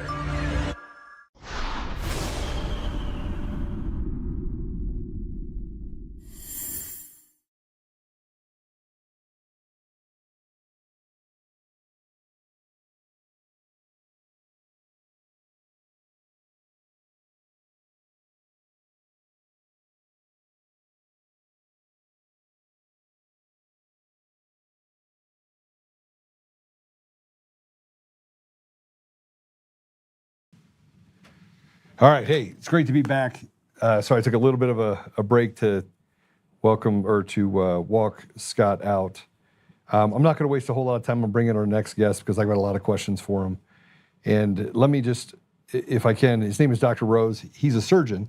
So he was in a surgery and came out of a surgery to come join us. He has a background in U.S. intelligence. He was with the U.S. military for over 20 years. He's got a pretty rare inside perspective on national security, covert operations, and homeland defense. So we'll be talking a little bit about that. But he also is a doctor. So he's a board-certified surgeon, combined precision in medicine with a strategic, mission-oriented mindset. That means he's smart and he knows it, and he doesn't let he doesn't let common sense go, which is a rarity. You know, I've got some friends that are doctors, and they don't have a lot of common sense. They're really good at golf, though, so that's why I like to hang out with them. So I'm not going to waste any more time. Dr. Keith Rose, welcome to the show. Thank you. Just to correct the opening, I didn't have much time to talk to your producer. I've been in the intelligence world for over 20 years. Oh. I kind of got pulled out and pushed in, so to speak. So. You mean you're not officially in the U.S. military, but attached to Oh, I was in the military. You were? Okay. It was back during the Clinton years. There wasn't a whole lot going on. And was spotted and assessed and then ended up in the intelligence world to this day in the intelligence community. And I've worked in Afghanistan, Pakistan, Iraq, Central South America, all the garden spots. You Somalia. ever work in North Africa? You were in Somalia? I was in Somalia. Yeah. Where were you? When were you there? I checked off a bucket list. I was off the coast of Somalia. We were getting back a ship called the SL Irene that was hijacked back before the oil tankers decided to have armed people on them. You actually had to go back and get the ship back. And so I was there, and we exfilled out of Mombasa. So we were in Mombasa, right next door. Yeah. So you went all the way through Malindi to get to Mombasa. We were dragged out there basically in the middle of the night and got to take a cruise down to South Africa and got out of international waters in Durban, South Africa. And flown home. It was a fun trip. So I know that area very well. And I remember being in Somalia, in Mogadishu, and also on the shoreline because that's where the pirates hung out. And we were trying to solve the pirate issue back in 2009. So I ran into CIA guys pretty regularly, and they would always ask me who I was, and I was like, I'm nobody. And you could, I mean, the Doctors Without Borders, terrible, lots of CIA in there. Were you ever in that? I was not. I came into Afghanistan after 4 Doctors Without Borders guys were killed off the Darlaman area in Kabul, in West Kabul. Yeah. And actually, it was in Dusty Barchi. And I went over and was just doing relief work. I'm a craniofacial plastic surgeon, so I operate on kids. And I spent the next 15 years in and out of there operating on kids. And it was good. So you got attached to intelligence, and you got to do what you're good at, what you're trained for. I was in a program that basically Brennan dissolved when he was DCI under Obama. So, yeah, it was just a simple country doctor. It's not the best thing to say about that. So let's talk about if I can ask some really silly questions what relates to the CIA. I'm not a big fan. I spent times watching him, do some pretty harmful things to people all over Africa and the Middle East. By the way, did you learn Arabic, Arabic? No, but I Pashto, and I speak some Dari, and I'm fluent in Spanish. So all right. Well, I was first down in Central and South America. So, and it was tough. When I got to Afghanistan, I was trying to learn Farsi and Dari, and I basically would revert into Spanish, and they'd look at me like I was... It was awesome. I was trying to learn Arabic, so I taught myself flying back and forth with Rosetta Stone. It's, you'd have 14, 16. It was actually good, Rosetta Stone. I mean, it teaches you like you basically learn, but there's nothing like immersion. Yeah, nothing like it. I but had a flat in Dubai, but I spent so much time in Pakistan that it was back and forth. Well, but the thing is, I was trying to learn Arabic, and then I would go down to Kenya, and they'd have Swahili. And so you're like trying to learn Swahili in the middle of it. And your brain is just completely mush. And you're like, forget it, I'm done. Don't go to Ethiopia because that's the hardest language on the planet. and it doesn't make any sense. Or Eritrea, which is right next to it. No, it doesn't. I was there, and God bless them, I had a translator. Well, then you have all the tribal languages too. So I mean, you're looking at 11 or 12 different language sections. No, it's like in Guatemala, you're looking at Tiki, you're looking at all the different dialects. Yeah. Of the Indians. Yeah, it's and they can't understand different. Each other, which is why they're always fighting. Yeah, it has a lot of parallels with a lot of different groups. But back to your point, I agree with you. The CIA, I believe, is irreparably broken. And so I saw programs that they had, and look, you ever been like the dumb guy that walks in there and ho-hums himself around and solves problems, but then you can see bigger problems, and people are saying, oh, we're going to solve poverty. Jeffrey Sachs, Millennium Project, all over Africa, said he was going to eliminate poverty. A CIA guy, right? Now he went from being able to solve poverty to now he's an election expert and understands foreign diplomacy in Ukraine and Russia. Oh, and he got dual Serbian passports, probably, if he understands elections, but, who knows? That's just, I mean, that's a guess. That's a guess? Is that just a guess. That and Venezuela and hanging out. And he has dominion everywhere, so you never know. And now Dominion just basically got pushed off to No Ink, and you got a guy who basically, he put out an email 3 days after the acquisition was complete and said, business as usual, nothing changes. It's just another name, just kind of passing it over and moving it from one private equity firm to another. Well, that's basically like a government program. It's like any of your SAPs, your special access programs. I mean, if they're discovered, they just become something else. I read about it in books. Oh, it's Liberty Vote. No, it stands for liberty. It's no longer Dominion to reign over you. Now it's liberty. They're giving you liberty. Right. Well, they took a lot of liberties with a virtual machine, changing votes. So they took some liberties. But going back to the central problem, which is the Central Intelligence Agency, can be. My boss, Dewey Claridge, was one of the last greats. And I remember before he passed away, he told me, he said, it can't be fixed.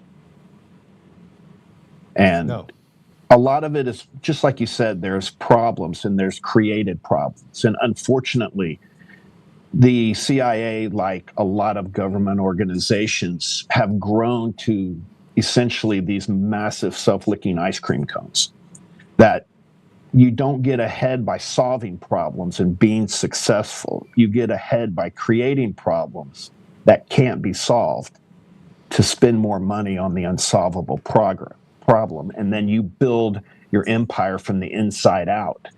And the greatest loser in that, while they're getting fat, is the American people, because they forget the mission.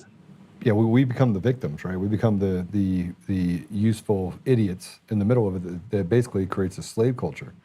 And my biggest problem with the CIA over in Africa and the Middle East is that you could see it happening. You see promises made for U.S. dollars to come over, Western influences come over and say, we're going to help build stuff up for you. And you could give them, $200 million, and they couldn't build a pit latrine, which is what World Vision tried to do in parts of Kenya, Uganda. It goes back to not understanding. I mean, any organization, when they get too big, they lose sight of what they're there for. And of course, it allows bad actors to get involved. And so there are good people inside the CIA. And I mean, I probably talked to both of them, but I'm just kidding. There's some good people there, I'm sure. But the bigger problem is this. If you go back to the beginning, the founding of our nation, you read George Washington's farewell address, he pretty much sums up where we are today because he warned about it. And he basically said if people lose morality and virtue, not being perfect, but having a moral compass, and then they can build what's called a faction, something where they build up their personal power inside a system. Our system allows you to do that because of the freedoms we have. And then if they have no virtue and morality, they can be influenced by foreign governments and outside influence. You get what we have in 2025, and you have a country that is teetering on the edge because the republic is not functioning as it was designed by the founders. And you have a lot of people promising the world and delivering for their special interests. And that can happen for a while. We can live off the grace of the past because we've had a great military in the past. We've had good intelligence in the past. But like all dynasties or all kingdoms, if you go to Europe, that's the best example I can give. If you go to Europe in any of the castles in any of these countries, you're going to see a big picture, a family portrait of all these ancient kings and their families. And in every portrait, there's always a dwarf in every one. Because eventually, to keep and maintain power, there's so much inbreeding that it produces a dwarf or a midget. And we've had so much inbreeding inside our government that we have a lot of mental midgets or moral dwarfs. And no society survives like that. I mean, it's the classic Wizard of Oz. You know, they talk big, they talk loud like the wizard, but pull the curtain back and it's a midget with the microphone. You know, and in the absence of courage, you know, truth's an orphan. Yeah, I mean, this is where, I mean, wow, I can't believe you actually said that because I talk about the Wizard of Oz all the time. And having someone behind it, it's not what it looks like. And our government is one big facade that tries to exude strength, but is filled with some of the weakest, most pathetic people you'd ever find that seek out power and money because they have no talent, no ability to get things done. CIA is no different. And, you know, it's not that I don't believe that there are good people in the CIA, I do, but I think that you probably did meet both of them. Right? Yeah. Well, I mean, in the past, our founders talked about you pledge your life, your fortune, and your sacred honor. Yeah. But today we have people that run for office that want to enhance their life, make a fortune, and be called your honor. And it's just a complete twisting of the definition of things. And the wrong definition will always take you to the wrong destination. And so, you know, it's not a stretch to see that we're in a spiritual war, and it's not a stretch to see it's good versus evil. But it's all playing out on the world stage right now and here in the States. And, you know, I pray that it gets fixed, but I think we have a long way to go. Yeah, we talk about, you know, let's just go back to COVID. Like you worked overseas. So I'm just gonna put words in your mouth right now. Sure. You've seen this before. Right?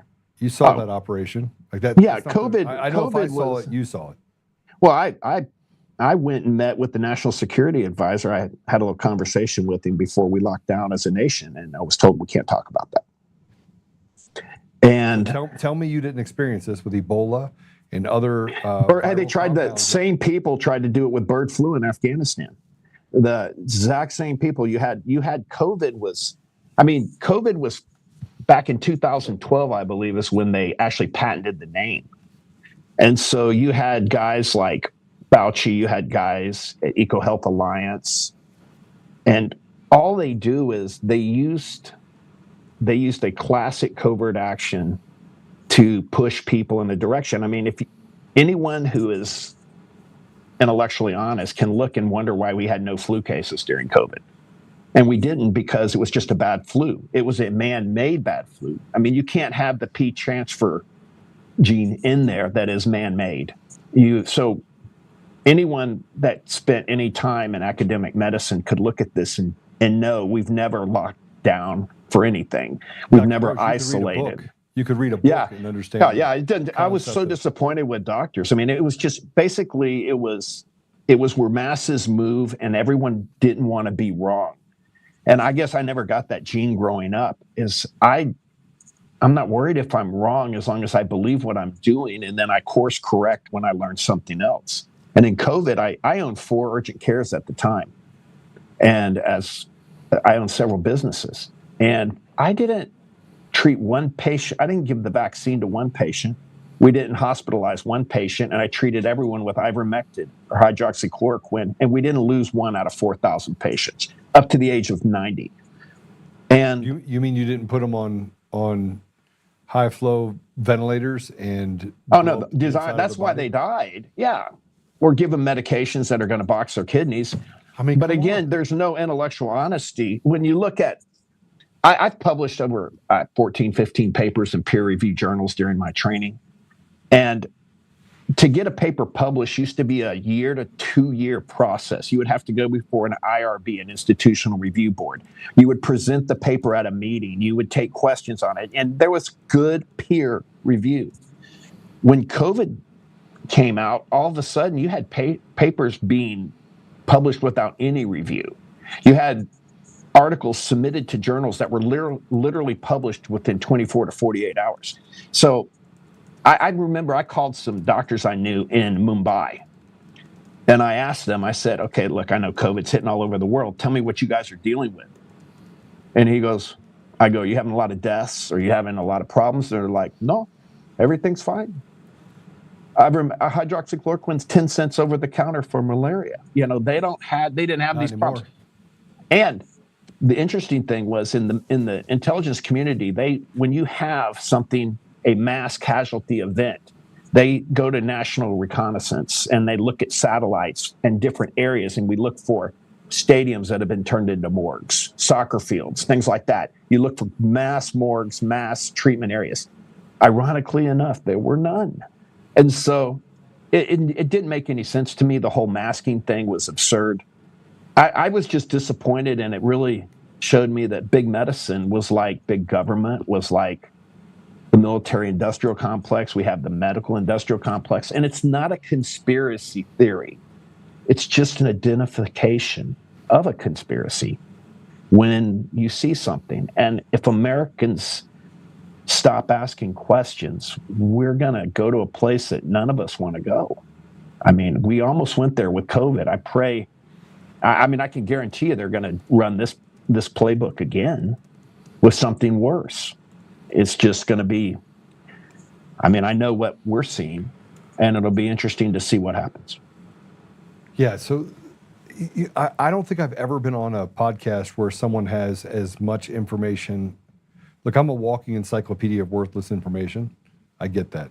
I went to a state school, so I'm not that bright. My books were lighter. They had less information in them.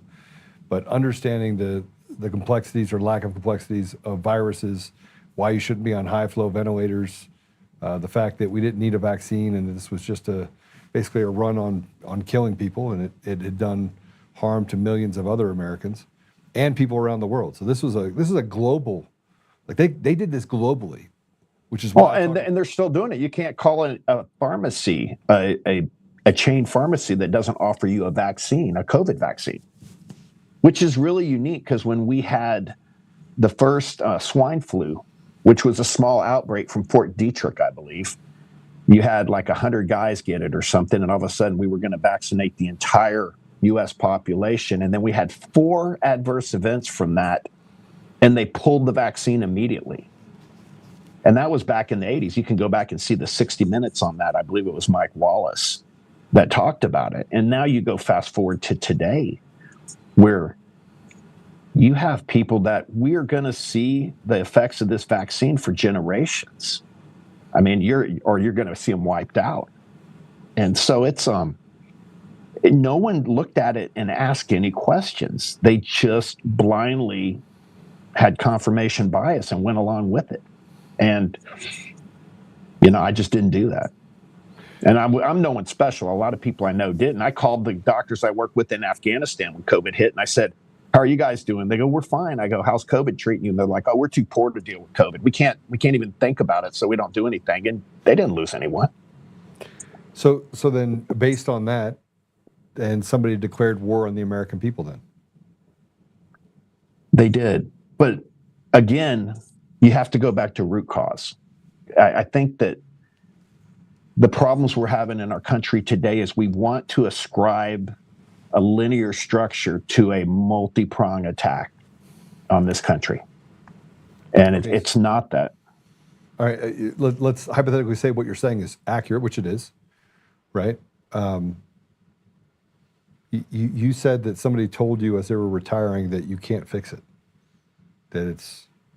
Well, he did, but as it is right now, you can't fix it. And my boss started the CTC. That was his brainchild, the Center for Counterterrorism. So let me back up and explain. In most countries, intelligence services run the country. They're the brain center of the country because they have access, unfettered, to media, to banking, to other intelligence agencies around the world. And in a moral society, and if the agency was worked as it was designed, it's under Title 50, and it's under the executive branch. They are an instrument of our president. They are supposed to give information to Congress, to the committees, to the president that they make decisions on. And it's not intelligence until it's put into a product. It's just information. Right. And the way you get information, there's three different ways. You get it from human sources, we call it HUMIT. You get it from signals, intercepts, that's SIGIT. Or you get it from geospatial, that's overhead, where you have a satellite and you're looking down, and there's combinations of it. And when you have enough good intelligence, we say we're crossing our ends.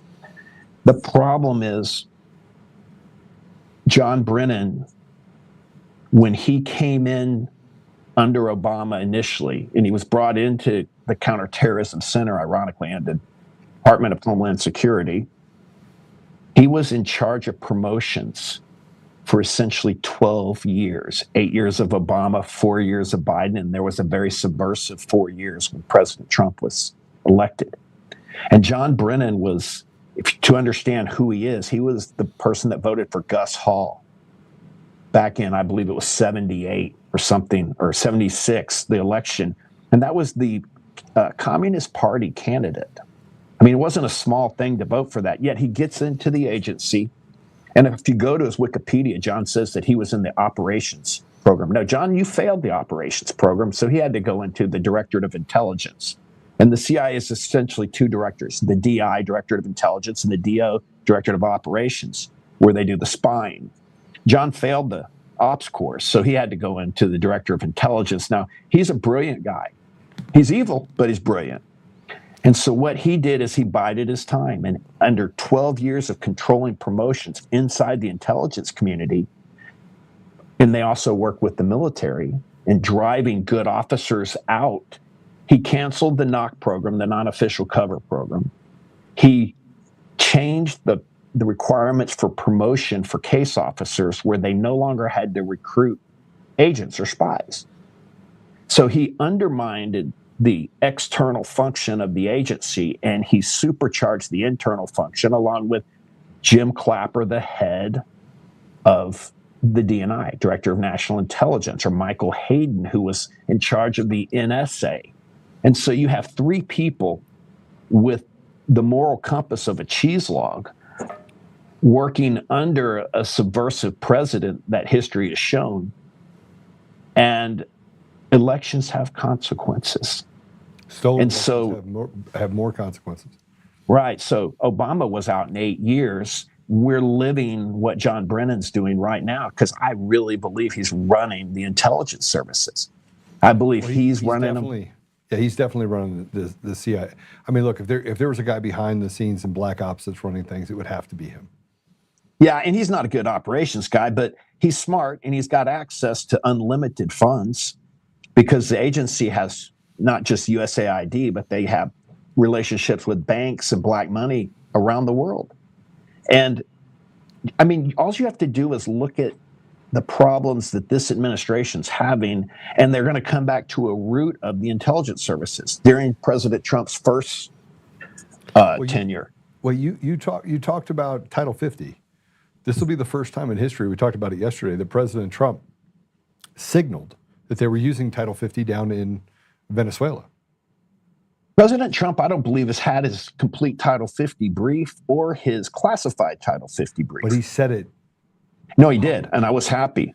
But again, there's a some pretty big shiny deal. objects. It is, but I can tell you, I don't think he's getting all the information. My boss, back when Reagan came in office, it was a similar time. Reagan came in after Carter. There was a lot of disruption in the intelligence community.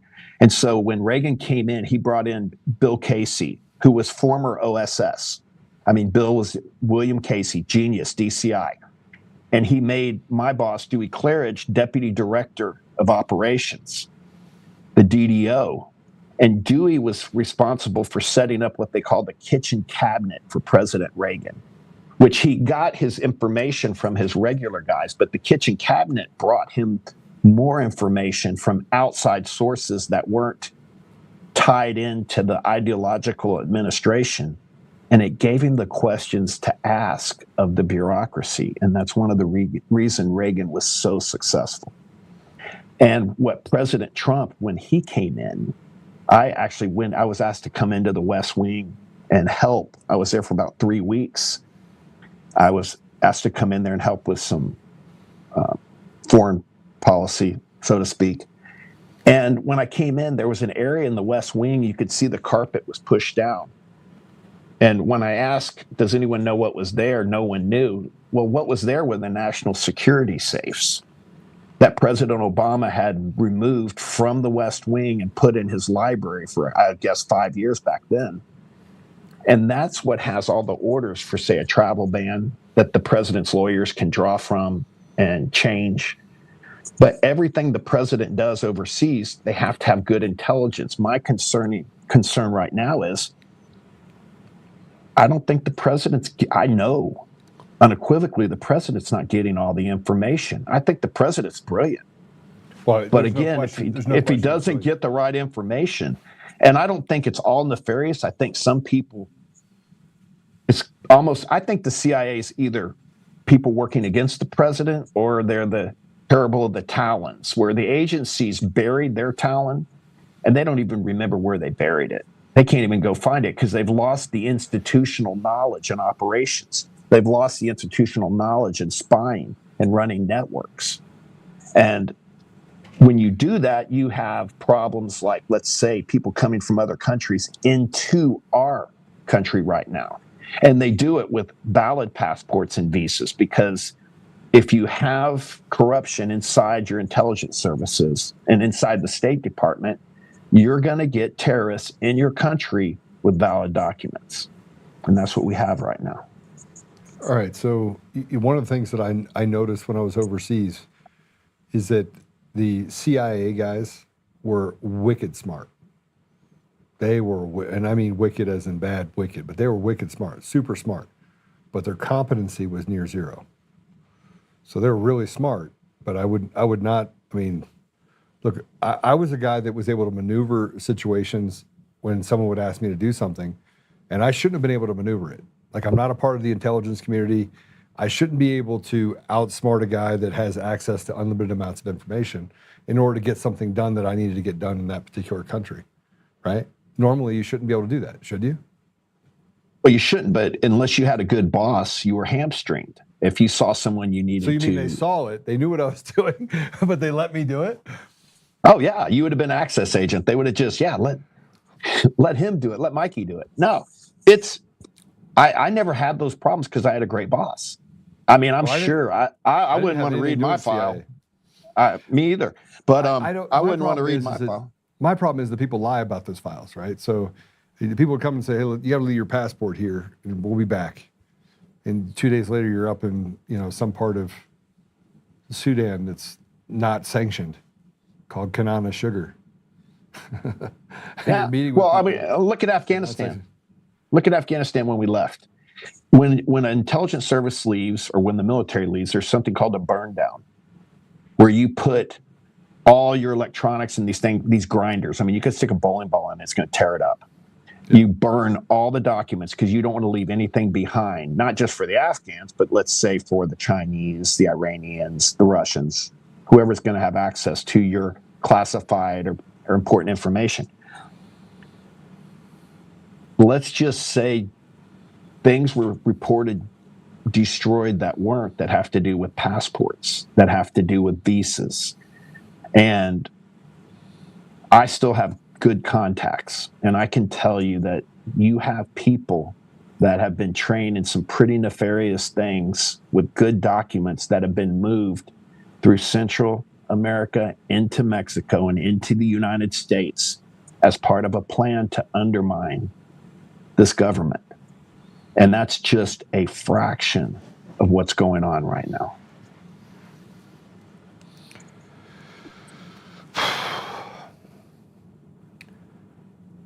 So the CIA lost USAID. You're saying they have full access to other black ops money, unlimited amounts of cash.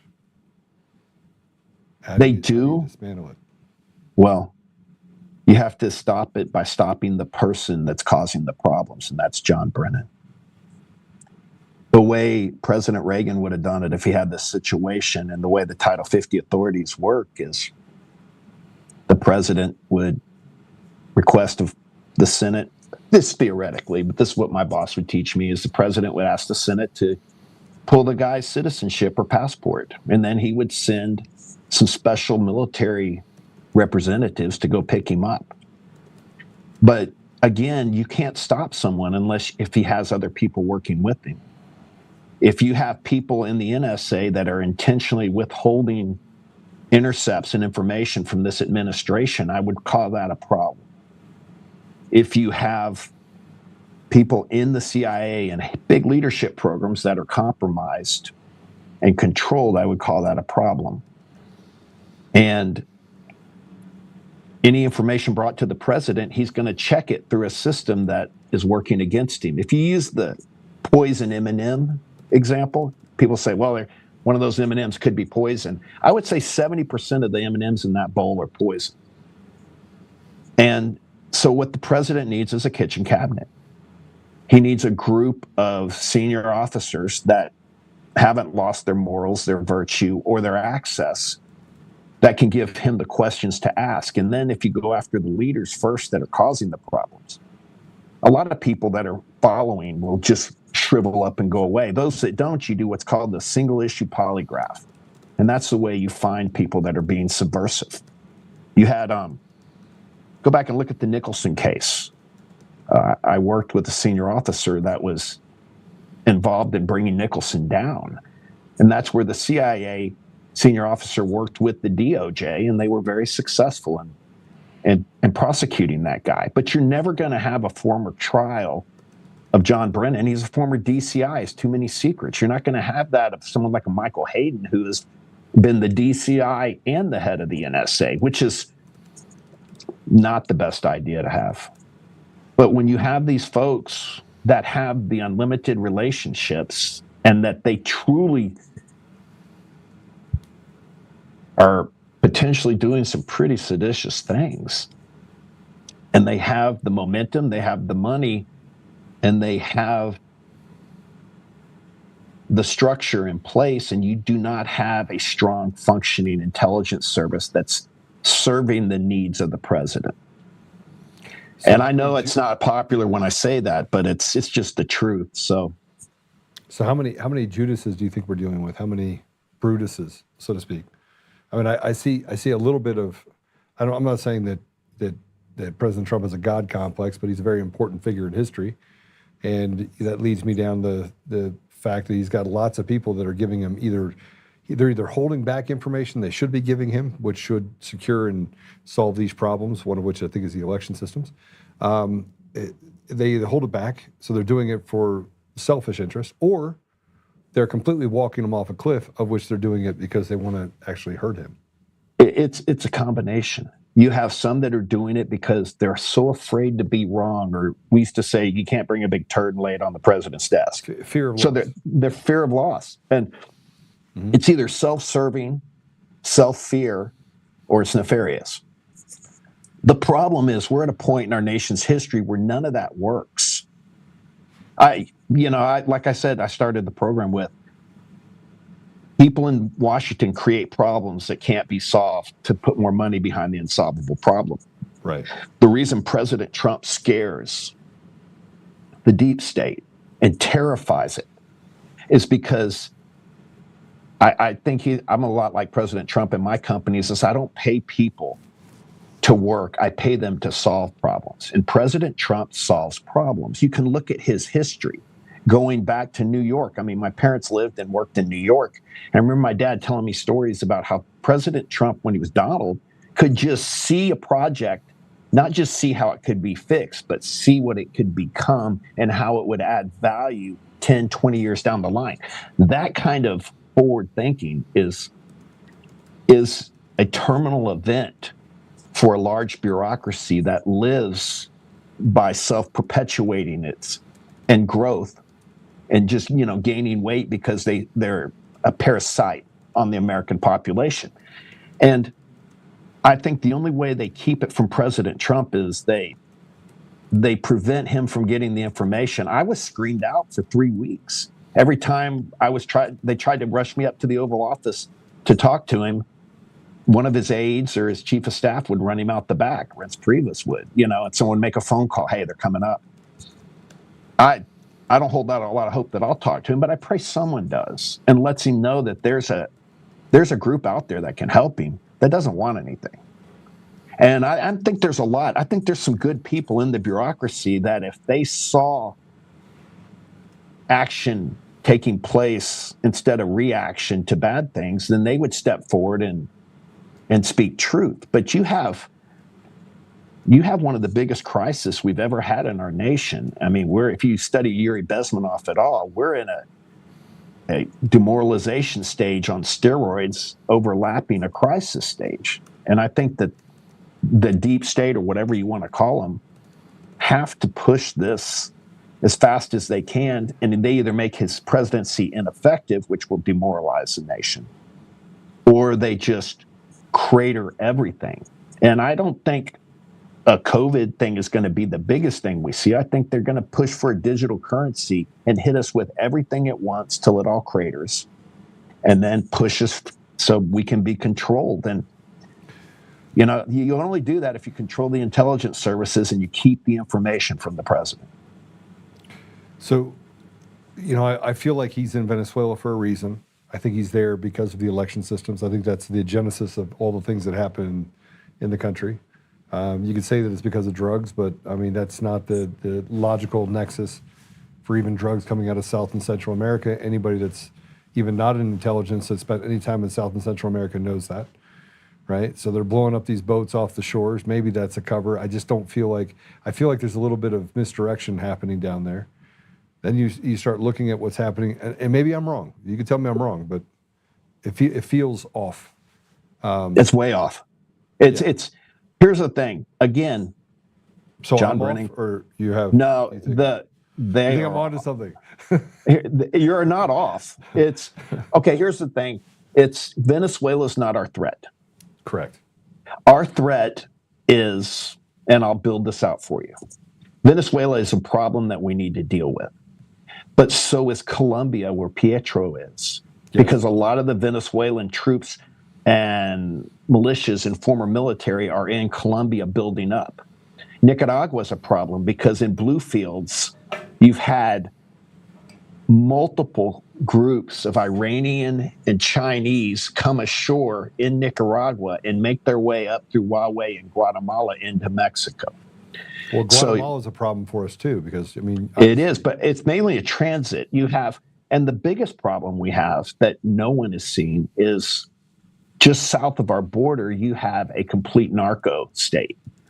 And Claudia Sheinbaum, President Sheinbaum of Mexico, has no control. It's being run by CJ&G, and they've even folded in the Sinaloa cartel, I believe, inside. So you have the logistics and financial resources of some of the strongest cartels in the world. You have the technical resources and military resources of China that have brought in helicopters, drones, men, equipment, missile systems into Mexico. You have them being supported by the cartels. You've had 12 million that we know of that crossed the border during the Biden administration that we don't know who, where, what, when.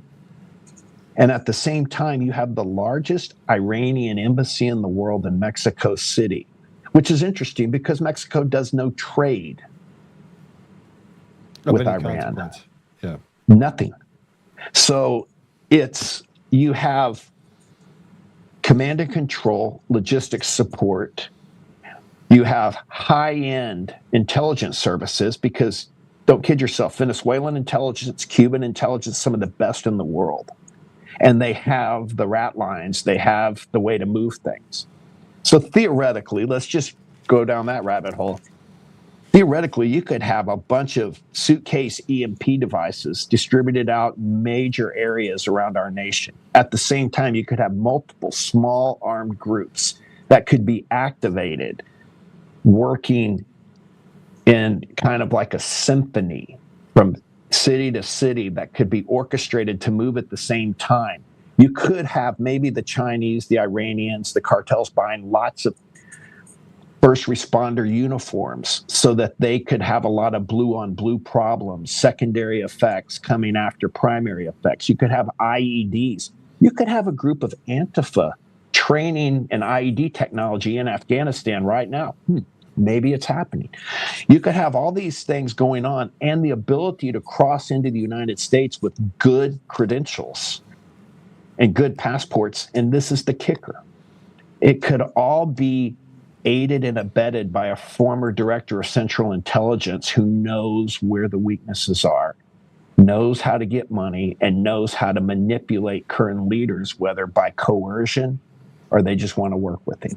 So, yeah, I think we have a real problem. So do I see Venezuela as our biggest problem? No. Our biggest problem is going to happen here within the next 60 to 90 days, and it's going to make 9/11 look like a tea party if we don't get ahead of it. And that's where you and I agree fully. And it's tough having this conversation with you because I've talked to operators all the time that are in the combat zones that I got to see when I was over there. And, I don't talk a lot about that because I never worked for the government. People would ask me to do stuff while I was there. And I actually was there for humanitarian for mostly, right? So I just wanted people to stop killing each other. And so if I got an opportunity to build something or do something that would help, I did. And it didn't matter who you were. If you asked me to do it and it helped, I would do it. Sudan, Darfur, whether or not there was ethnic cleansing or genocide going on there wasn't. Never existed. Susan Rice lied about that, right? Yeah, I mean, I could. Now, Susan Rice that worked with John Brennan. Yeah. Yeah, Susan, I mean, she went to Bashir first in Sudan. And said, hey, we want you to do a bunch of things for us. And he's like, yeah, I'm not interested. So then she went to the UN and said, oh, by the way, he's killing a bunch of people up north. And then he went and, paid off people in the Libyan army and Chadian army and Libyan army and the Janjaweed and funded the 43 Darfurian rebel groups. And you had to create a problem to put money into a problem, to direct resources from omnibus bills and things like that. Yeah, or that had resources though. This is all about resources. Same as between splitting up the country between North and South Sudan, because they had the Abyei district, high. Then they found the uranium, right? So now you have uranium deposits. You have, oil in this oil-rich country run by a guy that's been there for decades, and they got to get him out of there. So they got to lie and have him charged with genocide and ethnic cleansing, and try to send him to the keg. And it took them 20 years, but they got it done. It is if they don't get the right information. It could be stopped. It could be fixed. But look, in the absence of courage, truth's an orphan. Yeah. So no one's going in there and speaking it. And look, we're in a biblical spiritual war. And I came to Christ late in life at 45 and had to be blown up to get there. And the evil that I see, and I don't believe that I've been in these places by accident. When you realize who God is and who you're not, it's really life altering. And I don't believe there's certain people in areas of power that just have no virtue. And I'm not saying being perfect or anything. I'm saying they just won't speak truth, that won't say right or wrong, or they're cowards. And I don't think that's President Trump. I don't think that's Pete Hegseth. I think he has good leaders. But the other thing is the leaders he has in place have never been bosses in the system. They were junior guys, and that's not a slam on them. That's just the reality. And they need to get the right support, the right structure. You don't need a bunch of C-schedule hoppers jumping around trying to do the right thing. And the American people, I believe that if this country's saved, it's going to be by a remnant, and it's going to be by the American people, just not buying into the propaganda and the lies. And I think that the information's getting out there. I think President Trump, I think he's there for a reason. And I think he will do the right thing if he has the right information. I just don't believe that he's getting all the information. And we can't be reactive anymore. We have to be proactive. This is going to get fixed. All right. Well, then how do we do that when we keep being told that we've solved the issue with free speech? X is back on the bucket of basically silencing anyone that is not, Viva Israel. And look, I mean, it's crazy. I mean, the whole thing is just nonsensical. It's like we're catered to the ridiculous. We still want to cut off penises. We got DEI stuff that they're fighting. I've talked to people that are closely related to ambassadors that are holdovers from the Biden administration, over 60 now, over 60 of them still, that are telling countries, hey, don't worry about it. It'll be back to business as usual in 2026. Because they have no morals. I mean, look, if you really want to know why we're suffering so much, I lay it right at the foot of the American church. Brilliant. Because what we did is, when in the 80s, we changed as a nation because we forgot what it means to be free. I mean, our freedom is from God. It's not from anyone else. But pastors decided to talk about prosperity instead of posterity. Wow. They didn't want independence. They just wanted attendance.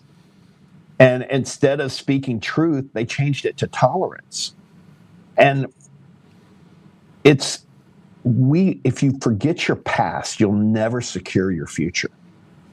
And as a nation, Galatians 4:16, am I the enemy because I tell you the truth? Exactly. And the thing is this, if you want to know what's going on in the world, it's real simple. Read the Bible. You have, what did Satan do to get Eve to fall? Number one, he made her doubt truth. He said, God said you don't do that, but it's just because he doesn't want you to be like him. He made her doubt her identity. He made her doubt God is good. Wouldn't a good God let you do that? And then so he makes you doubt your identity. He makes you doubt God is good. And then when you sin, she felt like a victim. And when you become a victim, that gives you the right to rebel. So if you look at that, it's the same playbook that every government uses when they want to be successful. They have to divide based on identity. They have to make you believe that God's not good. And then they have to make you a victim. So then that gives you the right to rebel. You're owed something. That's what I love about President Trump. He doesn't believe that you're owed anything. He believes in meritocracy, which is why the founding was. The Constitution is about meritocracy. And the enemy, Satan, wants you to believe that you're owed something, that you don't have to do it. And people that are given things never appreciate it. And because it's not in your nature. And the interesting thing is God created us in his image. That's why Satan wants to have people get abortions, because you kill the thing God loves the most. Have people change your image through transgender and things like that. It's not that it's attack on the image, that because that's what drives Satan crazy. And the reason our nation was so successful is you had people that understood what it meant for freedom, and they knew it came from God. If you read back in some of George Washington's letters, the night before they crossed the Delaware, he was talking to, I believe it was Benjamin Rush. He was a surgeon, so I think about Rush. And he was one of his best friends, like his prayer partner. And he and Rush were talking, and he said, tonight, put no one on duty but true Americans. And of course, they were all Americans, but Washington wrote later that he meant by true Americans is America was spiritual. Yeah. It wasn't just a piece of dirt. It was a covenant before God. And so he wanted people that were going to be on watch, that understood the spiritual nature of what this nation means. And so, you fast forward now, and we push God out of the schools when you couldn't come to this country in 1943 without getting the Handbook of the American Citizen, which talked all about God and God being in schools and the family. And so if we're going to save this nation, and if we're going to get back to first principles, we're going to strengthen the family. We're going to strengthen truth. And what do liberals try to do? They say, well, there's no longer truth, there's your truth. And of course, we don't, you don't need a man around, toxic masculinity. You don't need a father, a family. And the Bible understood all this. I mean, if you look up the Hebrew word for father, it means restrainer. If you look at the Hebrew word for mother, it means nurturer. But the fascinating thing is, if you look up the Hebrew word, it's a Paleo-Hebrew, it's a picture of anger, and it means, where is the father? And so what we did is the Great Society ran the father out of the house. And then it just said, we don't need that. And you take parental rights away, and you make people belong to the state. And it's communism, but it's just evil. And so as a nation, I believe the way we get back to it is we get back to first principles. And we call truth, truth. And we don't go to iniquity, which is calling good bad and bad good. I don't know, like gender affirmation or reproductive health care when you're killing a baby. I mean, this is iniquity. And I was the worst person on the planet before I got saved. But truth is truth. Bro, I gotta tell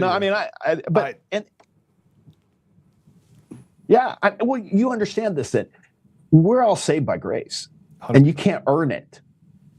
But once you're saved, and this is what I would tell the church, is once you're saved, they know them by their fruit. Yeah, you work that out. People know who you are. Look, I can't love some people. It's impossible for me to do, but Christ in me, no problem. I can't forgive people, but Christ in me, no problem. You just need less of you and more of him.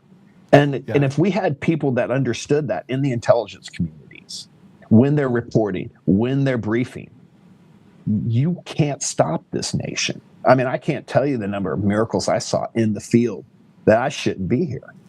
And I mean, we all got to see a miracle in HD color when President Trump turned his head before that shot hit. 100%. But President Trump said something very interesting at Charlie's funeral. He goes, "Yeah, I hate people. I hate my enemy." And you could see you could see the darkness kind of creep up in him, because and somebody just said in the comments, they said, "Joe, do you have dual personalities?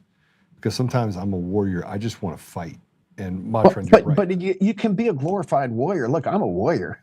I mean, if I showed up as throw someone around like a rag doll. Like I've never done that before. If I showed up, it was the best day of your life or the last one. I mean, it was. They're just saying maybe. But the thing is this. But that's not my identity. My identity is, look, if it's a righteous war, I'm all in. Right. But the thing is this, God can't work with pride. Yeah, I know. And he can't work with we have to die to ourselves. And the thing is, we have gotten away from the heart posture in this nation. The reason you mentioned Charlie Kirk, Charlie was a dear friend of mine. I was at his wedding, and I can tell you that everything you think wonderful about Charlie is true. Yeah. And the reason Charlie will live on generationally, not just on social media, is Charlie's heart posture was what Charlie said.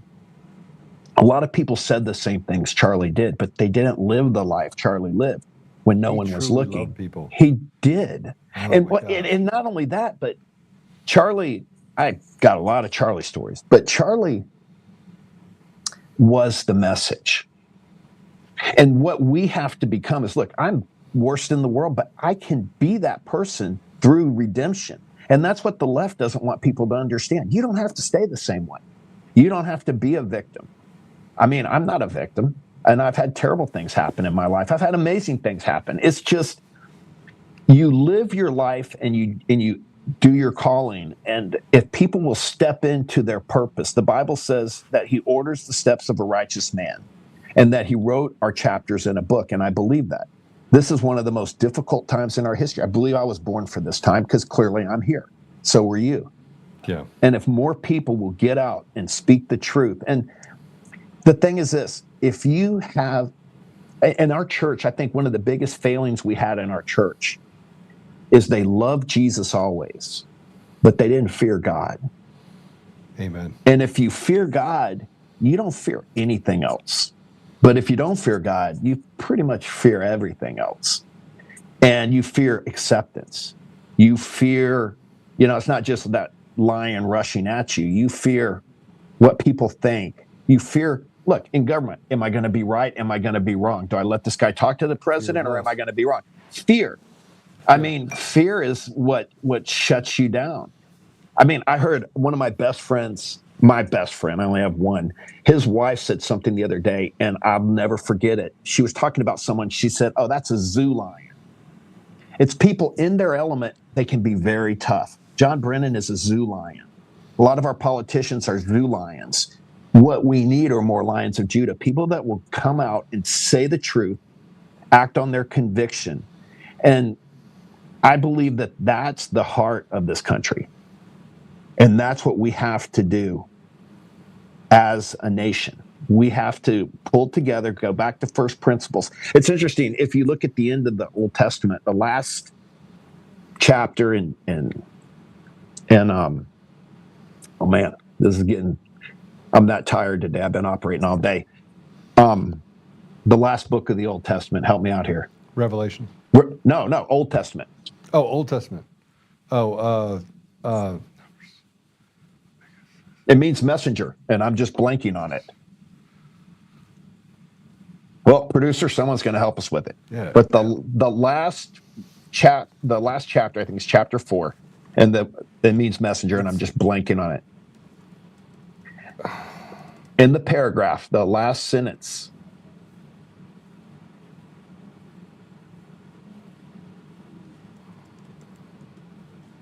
You got it. Last book in the Old Testament.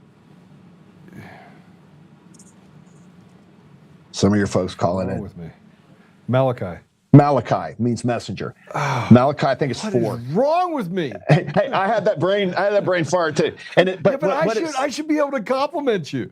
No, that's okay. Hey, we're not perfect. But it says, I will turn the hearts of fathers.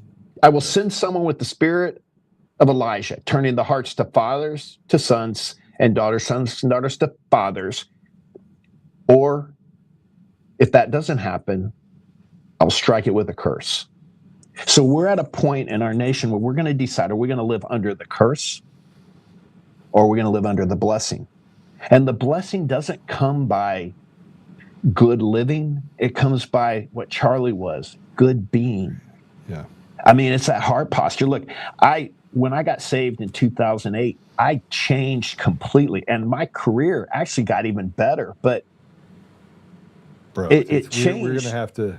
It changed because I realized, man, it's him, not me. And the thing is, the church has taken sin out. I mean, they don't talk about sin as a first name. Look, I was a bad sinner. I'm not that guy anymore. I don't do the things I used to do. Not me, Christ in me. I don't even care what people think. And the nice thing is, when you're like that, when you're like Charlie, then you can do things because your driver is your identity, and my identity is Christ.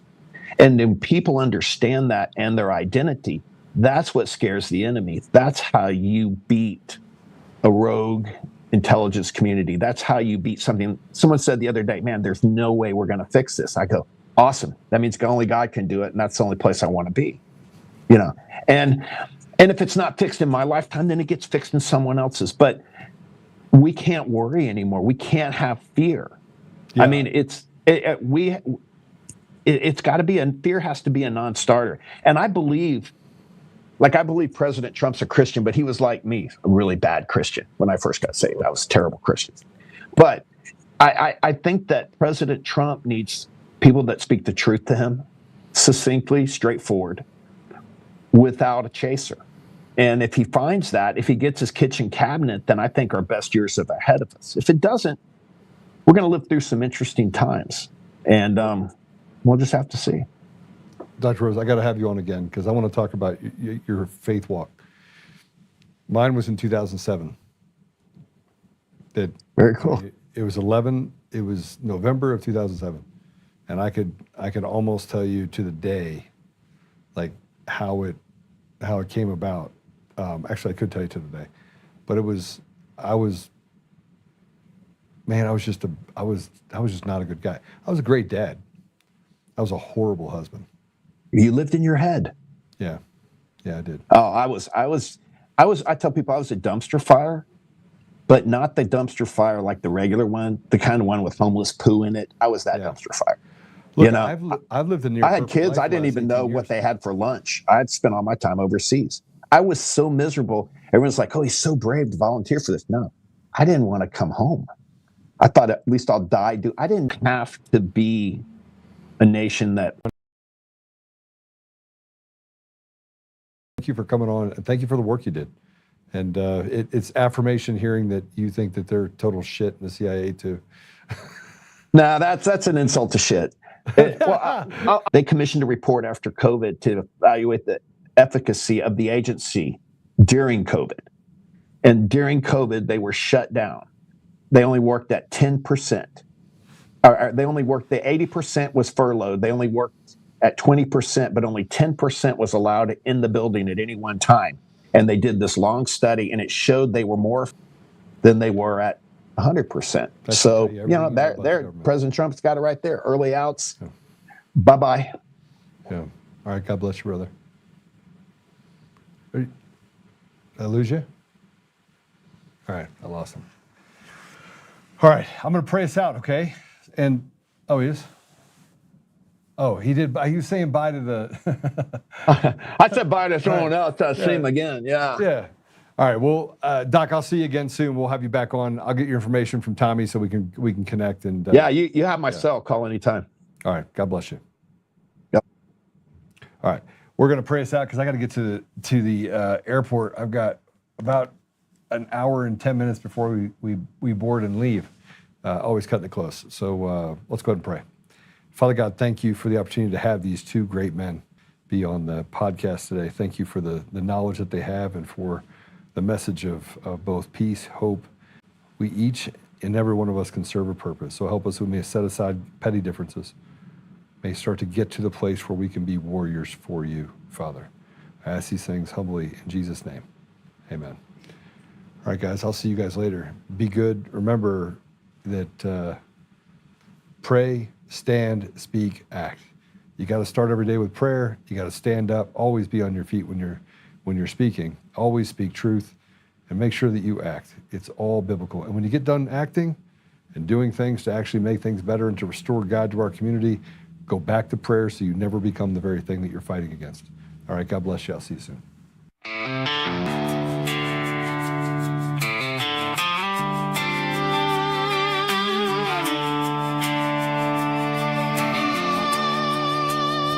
Rise up untamed in the heart of the fire where the wild ones roam. Joe Oltmann's calling, bringing truth back home. From conservative daily to this untamed fire, we shatter the silence, lifting spirits higher. No chains can hold us, no lies can prevail. This rugged trail, patriots gather under stars and stripes. Untamed nation, igniting the night.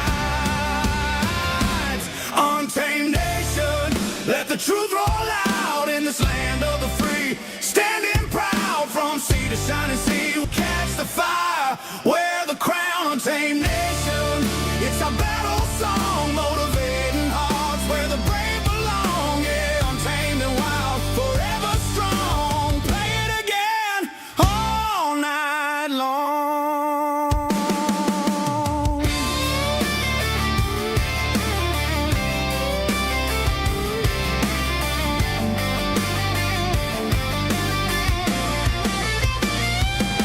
Break the mold, chase the real. No more games, time to heal. Joe's voice leads the untamed crew. Truth matters through and through.